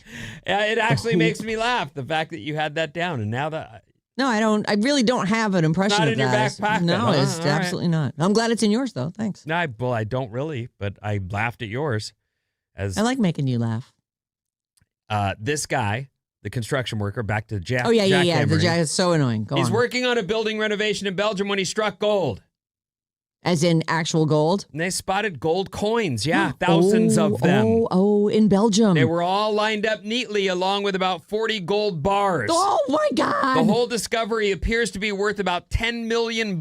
Oh, man. So he gets to keep all of it, right? The worker who discovered it was an 18-year-old part-time student, but he doesn't get to keep the lucky find, at least not yet. Oh. It clearly belonged to someone.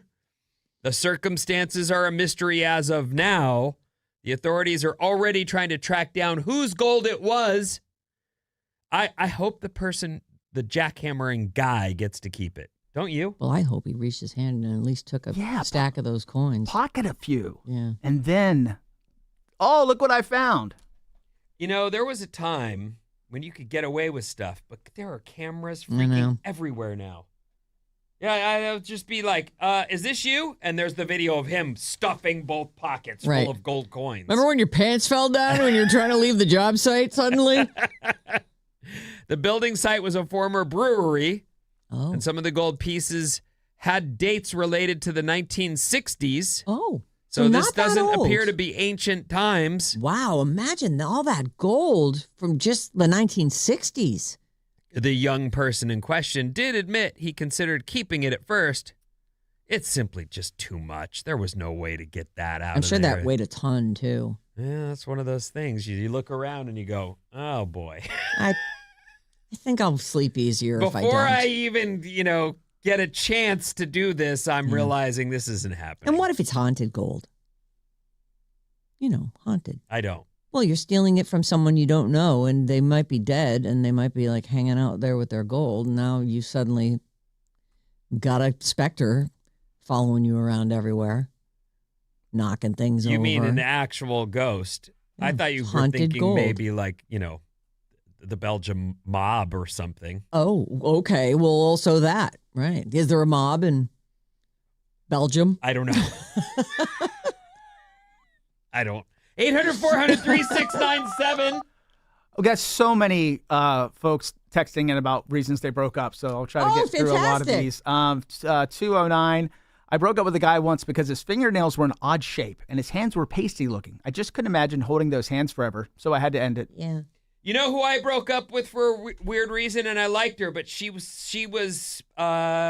said to me, I like you, and I always get what I want, and I've decided you're for me. And I was just like, I'm out of here. I didn't like the way like the that tone of that. I don't like it. Yeah. You sound I'm like not something to have. Well, it sounded very spoiled. Like when I decide I want something, I get it, and I just went, gross. 925, I broke up with a guy because I didn't like the way his hair grew on his forehead. Many years later, I was told it was doll hair plugs. Yeah. Yeah. Well. 408, I was dumped in high school for perming my hair. Oh. Another Perm. 408. Did you ever perm your hair? I tried. It wouldn't take it. It wouldn't take. 408, Pete sitting down. Dumped him. Oh, I pee sitting down. I'm in a house full of girls. I do it all the time. Yeah, you just sit down. The toilet seat's down, sit down. I just sit down. I'm not even going to fight it. Hi, Maddie. A man who really liked me had a horrible laugh. I could not get past it. Sue Pleasanton listening on the app. Hey, Sue. The laugh. I've had this one happen. Hey, Maddie. Bob from the 408 listening on the radio. Lady would cry or laugh uncontrollably after sex. Too much for me. I had a laugher. Oh. That when she would start laughing uncontrollably. Yeah, Tina's a and laugher. It was really weird. Tina, My sister. she laughs when she does she's it? like, I can't help it. It's like such a release. Oh, that's nice, actually. Yeah. I don't know if they've been married a long time. I don't know what's going on now, but I remember her early days saying, yeah, when that happens, I just start laughing. She's like, it's I definitely had a girl uncontrollable. tear up, and she was trying to explain it to me, and I was just I felt horrible. Yeah. I was like, I'm that bad. Wow. No, you're that good. I've You're never that good, had baby. such horrible reviews in my life. right. No, she was so moved. She was No, I don't moved know. to tears. She Vinny. said stuff that was trying to explain it, and I was just like, wow. I got to go to humping school or something because this was Is terrible. there a school for that? I don't know, but I Yeah. mean, I just definitely was like, tears? 415, Maddie hates gum chewing but licks his lips like a psychopath all That's morning. true. Yeah. I'm not perfect. Oh, really? Oh my God, he said it Wow. out loud. 50% perfect. Bob, you haven't cried when you were with someone, have you? Afterwards, for sure. Yeah, I've Yeah, cried because too. He a was lot that of- bad? No, and you know that's not the reason. I do know that is the reason. No, it's because a lot of chemicals are released in your brain when you do that with somebody, and it makes you emotional. Have you cried? I have cried. What? Yeah. You too? Yeah, not all the time. Have you? No. Yeah, I haven't either.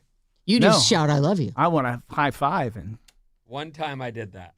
That's all it takes. I'm still there, though. I've done that. That's I mean, true. haven't we all?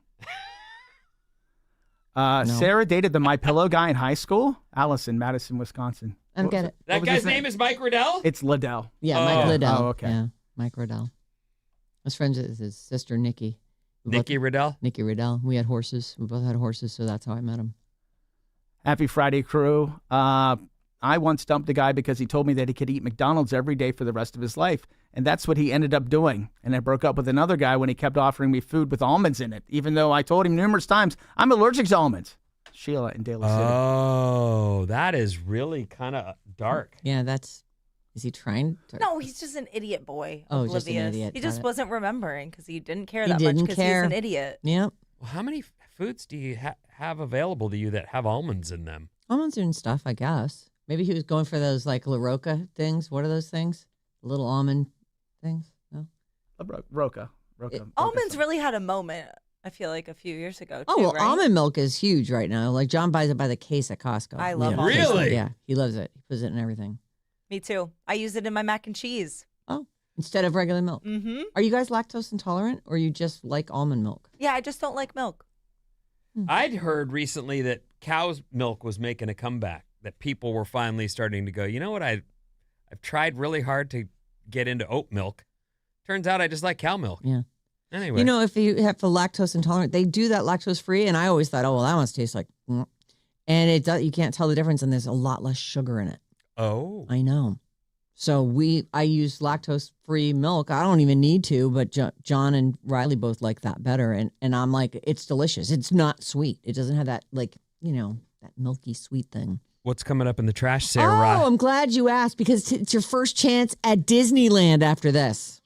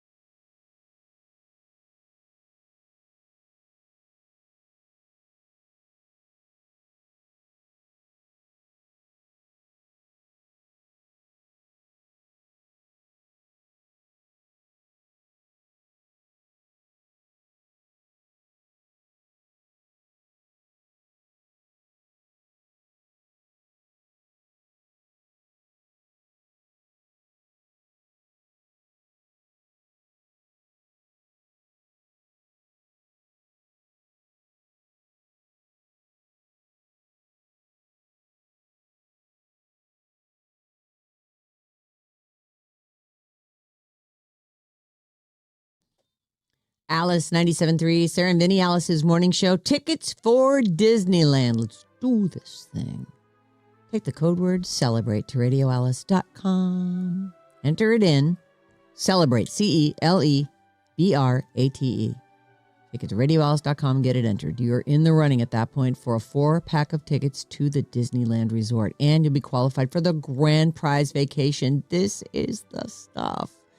A 4-pack of 3-day, 1-park-per-day tickets, a 2-night hotel stay at a Disneyland Resort hotel. It's amazing, and that's what you want. So get yourself entered by putting CELEBRATE in at radioalice.com. That's it. That's how you enter. And we have chances all day. 12:05 Mason's got you, and it's Jane with one more chance. At 5:05. Consistently, this is the biggest prize we offer. It's big. People love it. Mm-hmm. This hour's code word is CELEBRATE. You can call or text us, 800-400-3697, and email us anytime, Sarah and Vinnie at odyssey.com. Ding dong. So let's see. Hanson's at Grayton Resort and Casino. Noah Khan is doing 2 nights, tonight and tomorrow, at Oracle. And Carol G's at Levi Stadium tonight and tomorrow. Just a little update. There's some interesting new music this morning. There's some pretty standard acts that have got some stuff out, but I'm going to start with Anthony Hopkins. Yes, the actor. This is his debut classical album featuring original compositions he wrote over the course of 60 years. It's called Life is a Dream. Tell me what you thought about this, Maddie. I feel like yoga music. Oh. Yeah. Oh, okay. So the song we're hearing is called Tara. Yes. Tara. Who knows?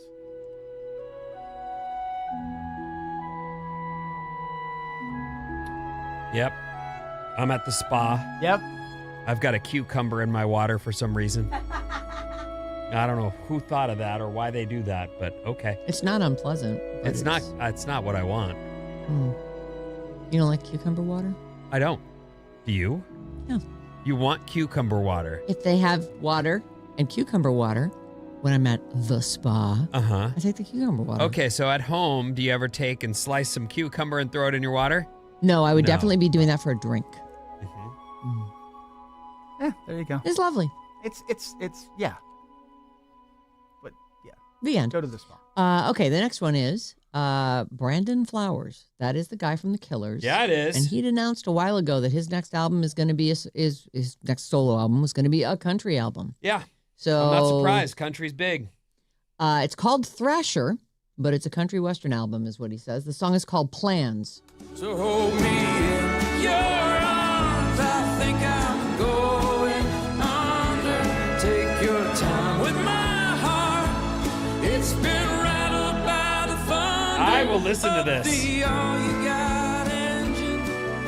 And boys, That twang though is hilarious. It's Why? like listening to the Killers. It's like, and actually even the progression kind of reminds me of the Killers songs, but with that, Hank, who's the Hank guy? Hank Williams. That's the guy. It sounds like Hank Williams singing it.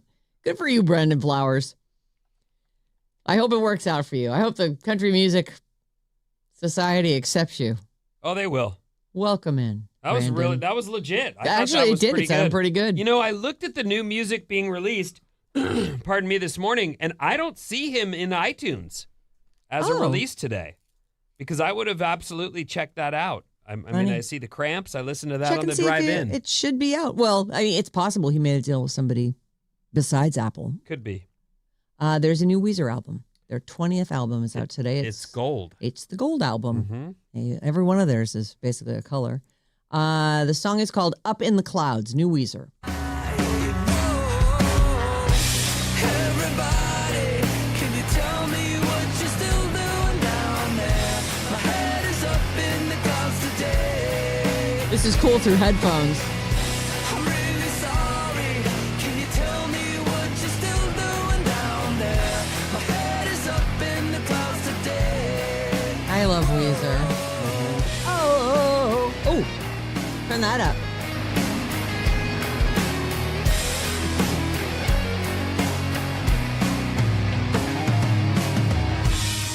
That's a fuzzy little song. I like that. Paris Jackson has her second album out. Actually, didn't we just give tickets for Paris Jackson to... Everyone who went said she rocked. Really? Yeah. We got so much feedback from people who went to that show and said that they went in thinking whatever and left a big fan. Oh, that's awesome. Paris Jackson, who obviously got her talent from her dad, Michael Jackson.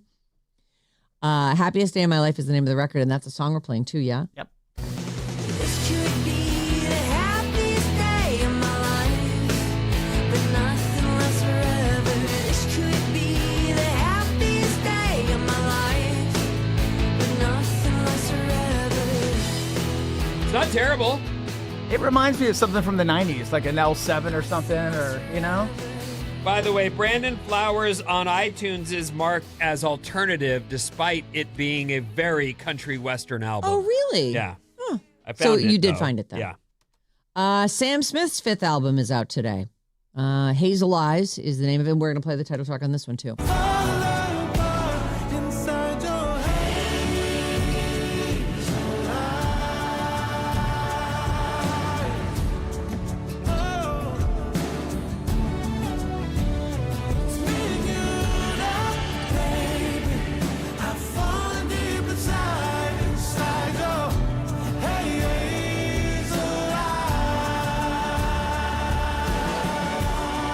Hey, yay.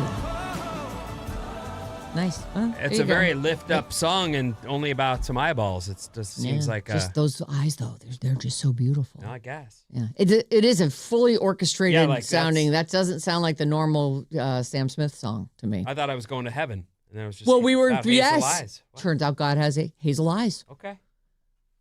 Or whoever guards the pearly gates. Is that Peter? Michael. You'd know better than me. Michael's at the holy gate? Yeah. Okay. Stella Lefty. This is, we play her song Boston, but Long Way Home, her debut album, it's out. Boston is the song. Train back to Boston and we're jumping the gun, and I'm telling you, baby, this the part where I'd run, but I like it when you're nice, like it when you're nice to me. All right, there you go. Just a little taste of what's new She's today. got that rasp, doesn't she? She does. Just a little bit there. That's Yep. pretty cute. I like it. I thought, okay, I'll bite on this, and I sent it over to Maddie this morning, and he said, yeah, it's pretty good. So I haven't heard it yet, but we'll hear it together. Justin Bieber's Daisies, that's the song you like. I with love the, that with song. the good guitar riff. Mhm. And Olivia Dean's Man I Need. Lainey Wilson mashed them up. And here she is sitting on a porch holding her big acoustic guitar and singing into a mic. She's all rigged up, but she's outside just having a day. It's a legit rig, though. She's got a mic on the guitar and one with a spit Yeah, the little, right, muff, breathing guard. whatever. Here you go. I mean, all in my head. I think I'd rather you in my bed. Whatever it is, you know I can take it. I'm counting the days, how many days till I see you again. Talk to me, talk to me, talk to me. Won't you be the man I need? Talk to me, talk to me. That's cute. Talk She's to me. darling. I love Be this. the man I need. Where you got me all in my head. Look at her That's- go. yeah. Well Where done. you got me all in Yeah, that was That's really good. So cute. So cute. Don't you love talented people who can do stuff? I really do. She's Was easy that Dolly with it. Parton? No. No, it's Lainey Wilson, and she does have a Dolly sound to her voice. I thought it was Dolly Parton, and then you guys kept saying, "Oh, it's cute." And I'm like, "Okay, they're not talking about it like it's Dolly." Wow. Yeah, she is adorable. I don't think I've ever seen her. I don't know. I'm not really paying attention to country music the way maybe I ought to. You should. But Lainey Wilson is there's, and I just love the whole look of what she's got going. Like that is a relaxed person, finger picking the guitar. I mean, doing like a finger strum, and singing. It's all live. It's adorable. We put that up at the Radio Alice. I will. Do it. Yeah, do that. It's great. Adorable. The that is a cover that actually works. A mashup cover. I like it. She should release that. Okay. Next I up. can't take my eyes off that. I know she just looks like she is so relaxed and in it and having fun. Yep. A little smile on her face, and she's gorgeous. She's kind of like rocking out, doing like fun things with her hands and stuff. It's fun. It's great. Who is that? Lainey Wilson. Lainey Wilson. You go.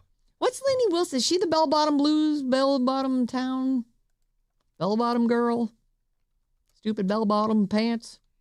Lainey Wilson is, I'm looking, Heart Like a Truck. Okay. Watermelon Moonshine, Maddie. I like it. We used to make that. Sounds delicious. You did? Yeah. You made moonshine. Yeah, we made moonshine with watermelon and apples and blackberries, all kinds of stuff. Oh, goodness. Way to make it palatable. I'm not seeing the That might be a different girl. Yeah. Is Lainey Wilson the one who's an actress too? Is she in all the Yellowstones? I think so. I have no idea. Lainey I'm so Danae sorry to these Wilson is an women. award-winning American singer, songwriter, and actress who blends traditional country with modern energy. Her album Whirlwind was nominated for a Grammy for Best Country Album. It does not say. Yeah, she plays in Yellowstone. Oh, she is in she is Yellowstone. in Yeah, I Yellowstone. didn't get to Season, that part. season 5. Oh. And she's going to be in a major motion picture. A coming up. major motion picture. Whoa. Ooh, the You know- talkies now. You hear they're not just silent anymore. Thanks, Bob. That's so funny. Where did she get that from? Say, I'm going to give you the business over here.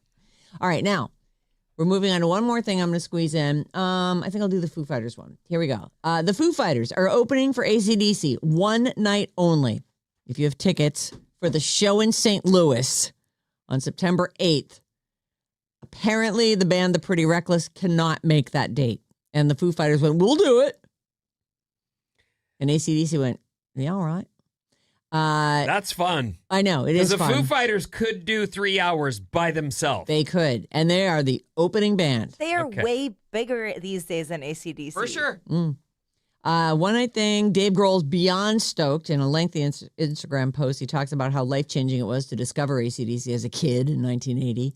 He says, all I've ever wanted was to somebody live up. I'm going to start that over.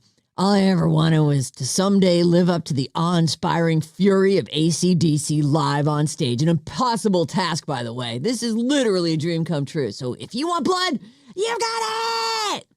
Let there be effing rock, St. Louis. Absolutely a That's what breakthrough. I'm talking about. But Dirty Deeds, TNT. Highway to Hell, TNT, those are songs that people hear them, they go, oh yeah, I totally know this song. Long Way to the Top if you want to Oh rock and my roll. God, that's a great song. Yeah, A so I drink on I me. can see why he's stoked. Is the reason I'm bringing it up. Right. People of a certain age, like this is the Yeah, what music that was fun. part of your childhood. All right, what you got coming up, Vim? So much stuff, including the most popular sandwich. Oh. People don't drink anymore, and more after these.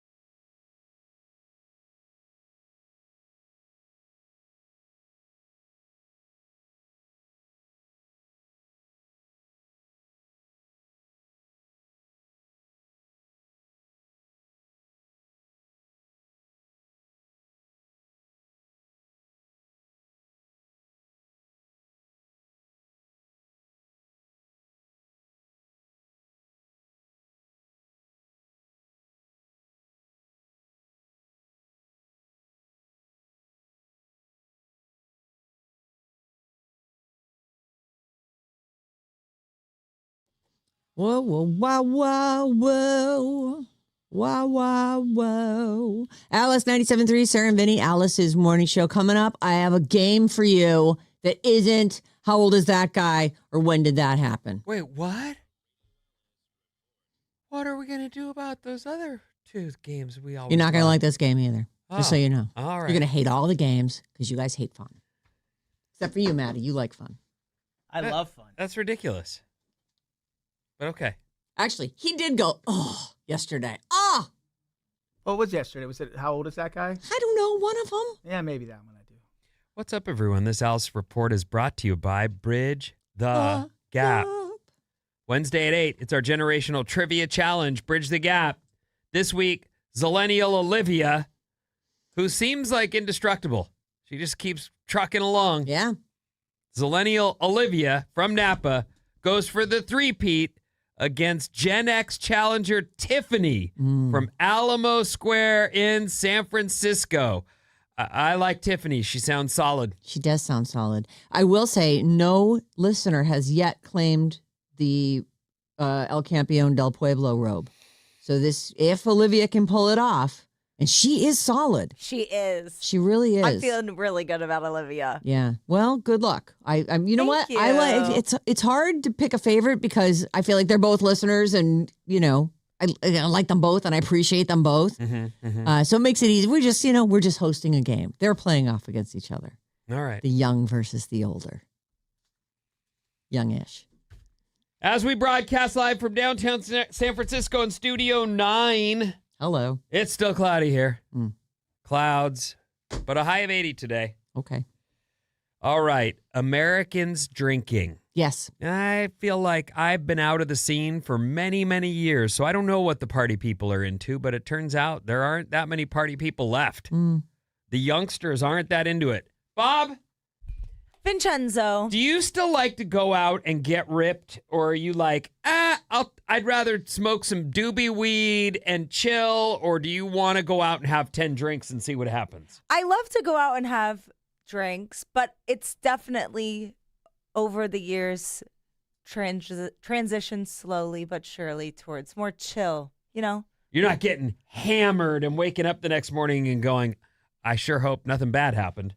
Right. Okay. No, I'm not taking That's shots just me. that much anymore. Oh, no shots. I gave up shots years ago. The shots are never a good idea. I always find myself suggesting shots. Oh, I'm like, should Bobby. we do a shot? When everyone's kind of clicking, I'm like, let's solidify this and take it to the next level. And then I'm like, why did I suggest that? It's disgusting. Yeah. The And I'm sheriff. out $60. Oh. Oh. Well, you that's have to buy when you suggest. I guess you do if you brought it up. sure. Buy us a round of shots. We'll The do share of 'em. Americans who say they drink alcohol remains at a record low 54% for the second consecutive year That does sound actually quite low. They So say these it's- are of people who are of drinking legally age, able yeah. to drink. This is the lowest reading in Gallup's trend dating back to 1939. I looked it up. Prohibition was 1920 to 1933.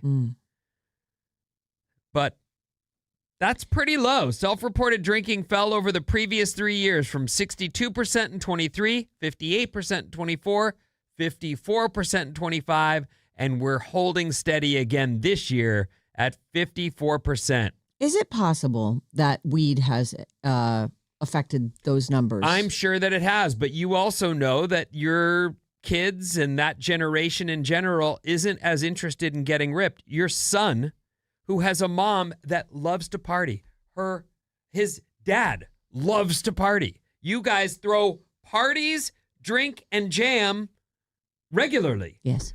And there's a boy who's like, I'll sip a beer. I want to taste it and see if I'm in the beer of the month club. Like, That kid has a side name, Andy. And Andy comes out fairly. I think you probably met Andy. Wasn't he performing Suddenly Seymour? He was a blast. so he does get ripped. He does. But I will say this. He does want to taste good. He does not just want Old Milwaukee.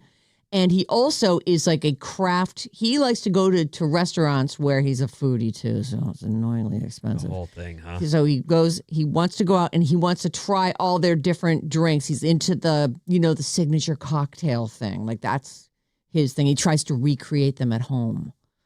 If there's a keg, Yes. a full keg right here in a trash can next to me, and Is that your dream, Vin? well, no, I mean, I'm long over that. It doesn't work for me. But if I handed him a tap, would Andy go, I know what to do here? No, He absolutely wouldn't know not. how to tap a No, keg. I don't. Do you know how to tap a keg? I believe he wouldn't. Come on. Well, I'm asking. What do I know? I don't I know how used to have a tap kegerator in my garage. Okay, Oh. so then you do know. All right. I don't know how to tap a keg. Me either. Well, but that's what I'm getting at is he didn't grow up. He doesn't have a wasted youth. No. And my other son really doesn't drink at all. And doesn't really smoke. He used to smoke weed, and now he just doesn't really do that either. He's like, no, all right. Oh. I'm like, but I'm getting blathered over here. I want to drink alone. Blathered. Blathering, laughter. Yeah, Blather. Anyway, blather, overall, blather. drinking has declined, and it's caused the alcohol business to come up with things like White Claw and Hopes. Fingers crossed. That did sell for them. It works. Yeah. But still, Yep. drinking continues its decline. I know a lot of their friends, though, that are exclusively pot smokers. Well, And like one of his best friends is like, no, but can I have an ashtray when I offer a drink? I'm not going to condone anything in any way to anyone, but I will say the number of people who've had to write an apology letter after smoking a doobie is far less than the people who've had 10 drinks. Yeah. They're the ones. I've written a lot of apology notes. They're the in my ones who time. end up going, I don't remember, and I did what? I've been trying to talk myself I'm off so the ledge sorry. using the "you're a bad person" thing. Uh-huh. So a lot of times I wake up in the middle of the night and I just, oh no, oh God, what I do? And then I go, what difference does it make? You're a bad person. And then I go, okay, go back to sleep. Oh, well, it's that nice. works. It actually really All works for right. me. That's good. That's a solid one. Like, oh well, you're a bad person. If you could, order any sandwich right now, anyone, your favorite sandwich, what are you ordering? Jeez, Is it grilled cheese? that's a hard. Is it no. a turkey and avo?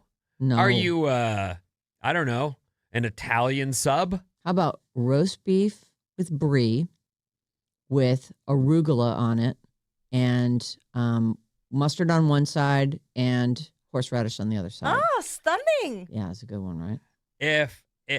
I've known you however many years, 96. Yes. I would never have guessed roast beef in a million Oh, I years. love roast beef. Oh, I Actually, do- you know what I really love? I take it back. I don't want that. I want hot pastrami on a bulky roll with provolone cheese and mustard on both sides. No veg. Both very daring sandwiches. You think? Is roast beef the most popular choice, would you think?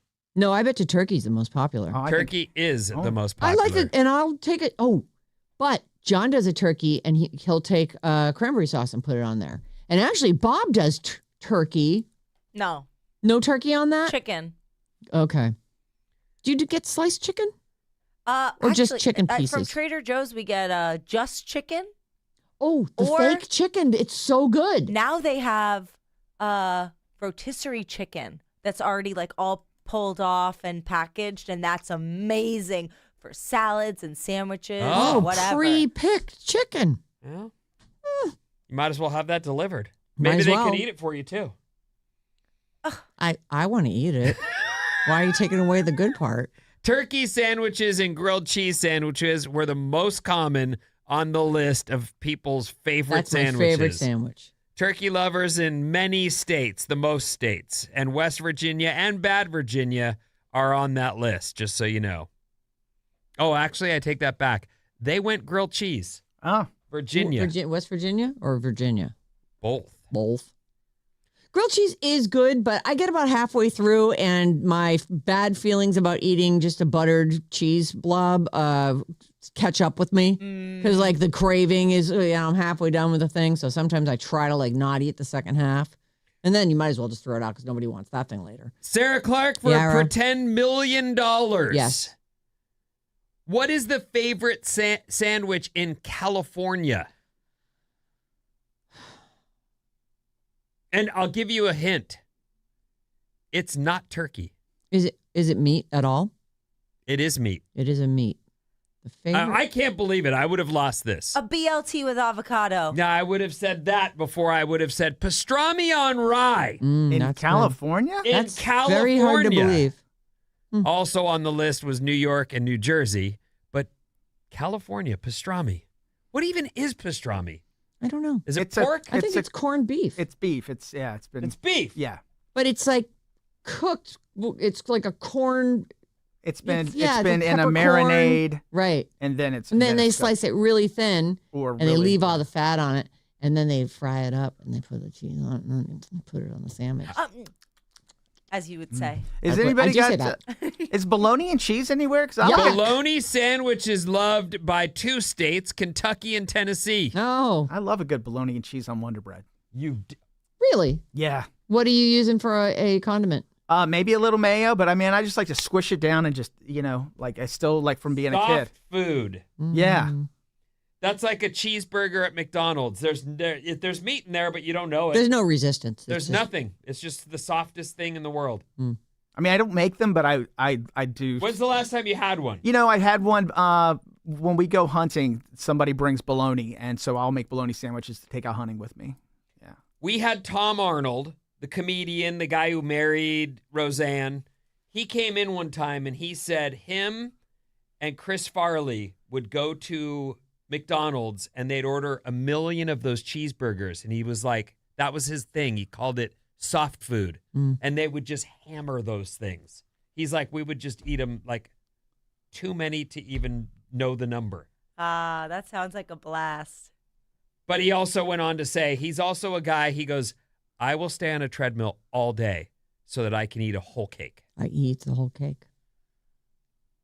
Really? And it just runs on it for walks. The whole runs. cake. Yeah. Okay. Well, People and food. I mean, it's funny. I always wish that I had like a flap in my throat so I could just chew and swallow and get the satisfaction of that and just yank have it it and out it's just the- coming out the front. Well, there's an eating disorder for that. Oh no doubt about that. Yes, there is. Tuna melts were number 1 in Montana and Oregon. Roast chicken sandwiches, Iowa, Kansas. Monte Cristo, no idea. Oh yeah. Isn't a Monte Cristo ham, cheese, and then and sauerkraut, It's- and then it's Sauerkraut. No, I don't think sauerkraut's on it. Sauerkraut. Not on a What am I Monte thinking of? Cristo. You're thinking of a Reuben. I am. And then, but they coat it in something and they deep fry the whole thing, Monte Cristo, don't Yeah. they? Oh my Oh, my. God. Yeah. Ice cream sandwich, one in Oh, Delaware and Rhode Island. Oh, That's very they cute. counted that That's fun. Anyway, you know what I want now? to play a game. No, to eat a sandwich. Oh. I'm really hungry now that I did that. What's But your yes, favorite sandwich? Yeah, what is I'm just a turkey guy. Just- Turkey and cheese. and lettuce, tomato, I'll put that on, sure. mustard, and mayo. Mayo. Mm. But yeah, I'm not that adventurous where that's Mm. like I had a pastrami because it seemed like, oh, that's going to be so good. And it had some kind of, not sauerkraut, but some kind of thing on it. I don't know. The first bite, I was like, oh, that's good. By the 5th bite, I was like, I wish I could give this away. Oh, It just didn't, it's too tangy. Mm. You know what I mean? No, but I can see it is very flavorful. Yes. Yeah. Too tangy. Mm. No, thanks. You know what we missed? We didn't talk about at all. Really, is like cheesesteak. Like, does that count I'll as a eat- sandwich? Yes, and I'll eat that. I would take an Italian grinder over any other sandwich. If I went into Boston. a Boston, well, I don't know, Northeast style. Yeah. Go into a sub shop and What do you mean, yeah? A hoagie. Like hoagie. We call them like, hoagies. yeah, hoagies where you guys So are. I was talking to our boss the other day, he was in Philly for a while, but he mentioned lobster rolls. Mm. Oh, do those count as a sandwich? I want Doesn't it? those. Doesn't I don't it? know. I guess. I mean, if does a a hot hot dog- dog count as a yeah, sandwich? that's Then the I guess thing. it counts But as a sandwich. he like you was like, you can't put enough lobster on a lobster roll, and I was like, oh, you can. Yeah, Vinny's Too whole thing much. is that he doesn't want any lobster on his lobster rolls. No, I want some, but I want to bite into it and have the bread, meat, sort of. I don't want to just eat lobster. Why don't I just do I that want a then? lobster roll that's so full of lobster that I don't even make it all the way down to the roll part. I don't want the roll. What I want is the lobster. The end. I don't need anything else. And when we go to Boston someday together, I'm taking you to a place that Okay. has that. Although, actually, it would be wasted on you. Forget it. won't I'll be take wasted Christina. on You me. take the I'll go. kids. They'll Me and eat. Christina will go. I'll eat, and you can eat my leftover lobster. I won't be able to fit it. This place serves it up big. It's time to play a game. Oh, is it time to It play a game? is. Great. Mm-hmm. Unless there were, did you want to sneak in a couple of texts? It's up to you. We're on fire today, 925, and happy birthday to Adam from the 925. He's 46 today. Adam. He's 46? Yeah, and All right. some friends checking in from Sonoma saying, "Hey, the wineries are struggling. Sales are way down." So Oh, because of the booze. yeah, so support Everybody your drink Sonoma wine. wineries. if Buy you're gonna be out California there. wines. Yeah. All right, here we go. The mystery game is here. It's a mystery game. This is something I saw on Ranker this morning, and I'm like, this is not at all what I would have thought when I read Okay. the title. So I said, I'm going to quiz the kids. You will sense a trend, and I'm not going to do too many of these. Things to do. It's Friday. According to Ranker.com voters, which female musician ranks higher? So these just people voting. And so they made this at the time that I wrote this game, these were the rankings. And this is not sales related. This is people's votes. This is people saying greatest female musician of all time. Okay. Who ranked higher? Whitney Houston or Taylor Swift? Whitney Houston. Oh, I'm going to say Taylor Swift. I'm gonna say Whitney Houston. It is Whitney Houston. And let that be a lesson to you. See, I feel like the question was not who's the best singer. The question was who's the best musician. Who's the greatest female musician of all time? Yeah, I would say- Whitney or Taylor? I bet Whitney you, was if the you- choice. Well, I could be wrong because lots of people you find out they play multiple instruments. But I feel like if you put a guitar in Whitney's hand, she'd go no. Yeah. But Taylor's instrument does not measure up to Whitney's instrument. Okay. Well, And- Taylor's songwriting, though. But yes, I agree with that. I That's actually what I'm think saying. this is one of those things though where, and by the way, Whitney Houston was number 1 on this list. Number 1. She was voted the greatest number female one musician. Guess what number 50? It's number 59. That's what number Taylor Swift was. Oh. 59 on this list. Okay. Round 2. The greatest female musician. Tina Turner or Beyonce? Tina. Beyonce. Tina Turner. Tina Turner is what the people chose. Tina Turner's number 2. It's leaning old people. Yeah. What's her hit?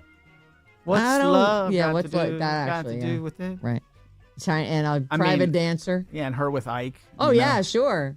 Right. Proud Mary. Proud Mary. I feel like once you pass away, too, you get a special sparkle. You do. It's true. She's still alive. No, she's not. What? Beyonce, by the way, is 37. I actually wasn't sure. Is 37 I on just this went list. for it. So All right. Taylor, 59th on the list. Beyonce, 37th. As you do this, I'm getting it's skewing old, and it's not about musicianship. It's about the songs that these people love. Karen Carpenter or Mariah Carey? Karen Carpenter, for those of you young people that don't know, was in the Carpenters and played an instrument. She Played was the a drums. drummer, right? Yeah, she was a great drummer. So I'm going to say her. I love Karen Carpenter's voice. Yeah. Who was the other one? It was Mariah Carey. I'll go with Mariah Carey. Nope, it's Karen Carpenter. Yeah, it's skewing old. Yeah. Easily. How about, this will be the last one, Adele or Janet Jackson? Oh, now we've got sort of contemporaries. Kinda. I am an absolute Janet Jackson fan. I'll say Adele. I like Janet Jackson. Adele is the correct answer. She's number 8 on the list. Janet Jackson is 39th. And how about this one? We already know where Taylor Swift is ranked. Is Stevie Nicks ranked higher or lower? Higher. Higher. Higher is the correct answer. Okay, so you guys came into this with some points already. So the score is Bob has 6, Vinny has 7, and Maddie has won again with 10 points on the day. Wow, Maddie is on the show. I win. Maddie wins. Maddie wins. Yeah. Maddie wins with the ladies half the time. Yeah. Half isn't every time, but half isn't bad. It's not bad. No, it's really good. Maddie wins. Maddie wins. God, the ending is so bad. I love the ending. You know what I'm going to do right now? What? I'm going to go get a sandwich and take a nap. That sounds great. Goodbye. Keep it here on Alice all day. Have a great weekend, and we'll see you back here on Monday. Thank you.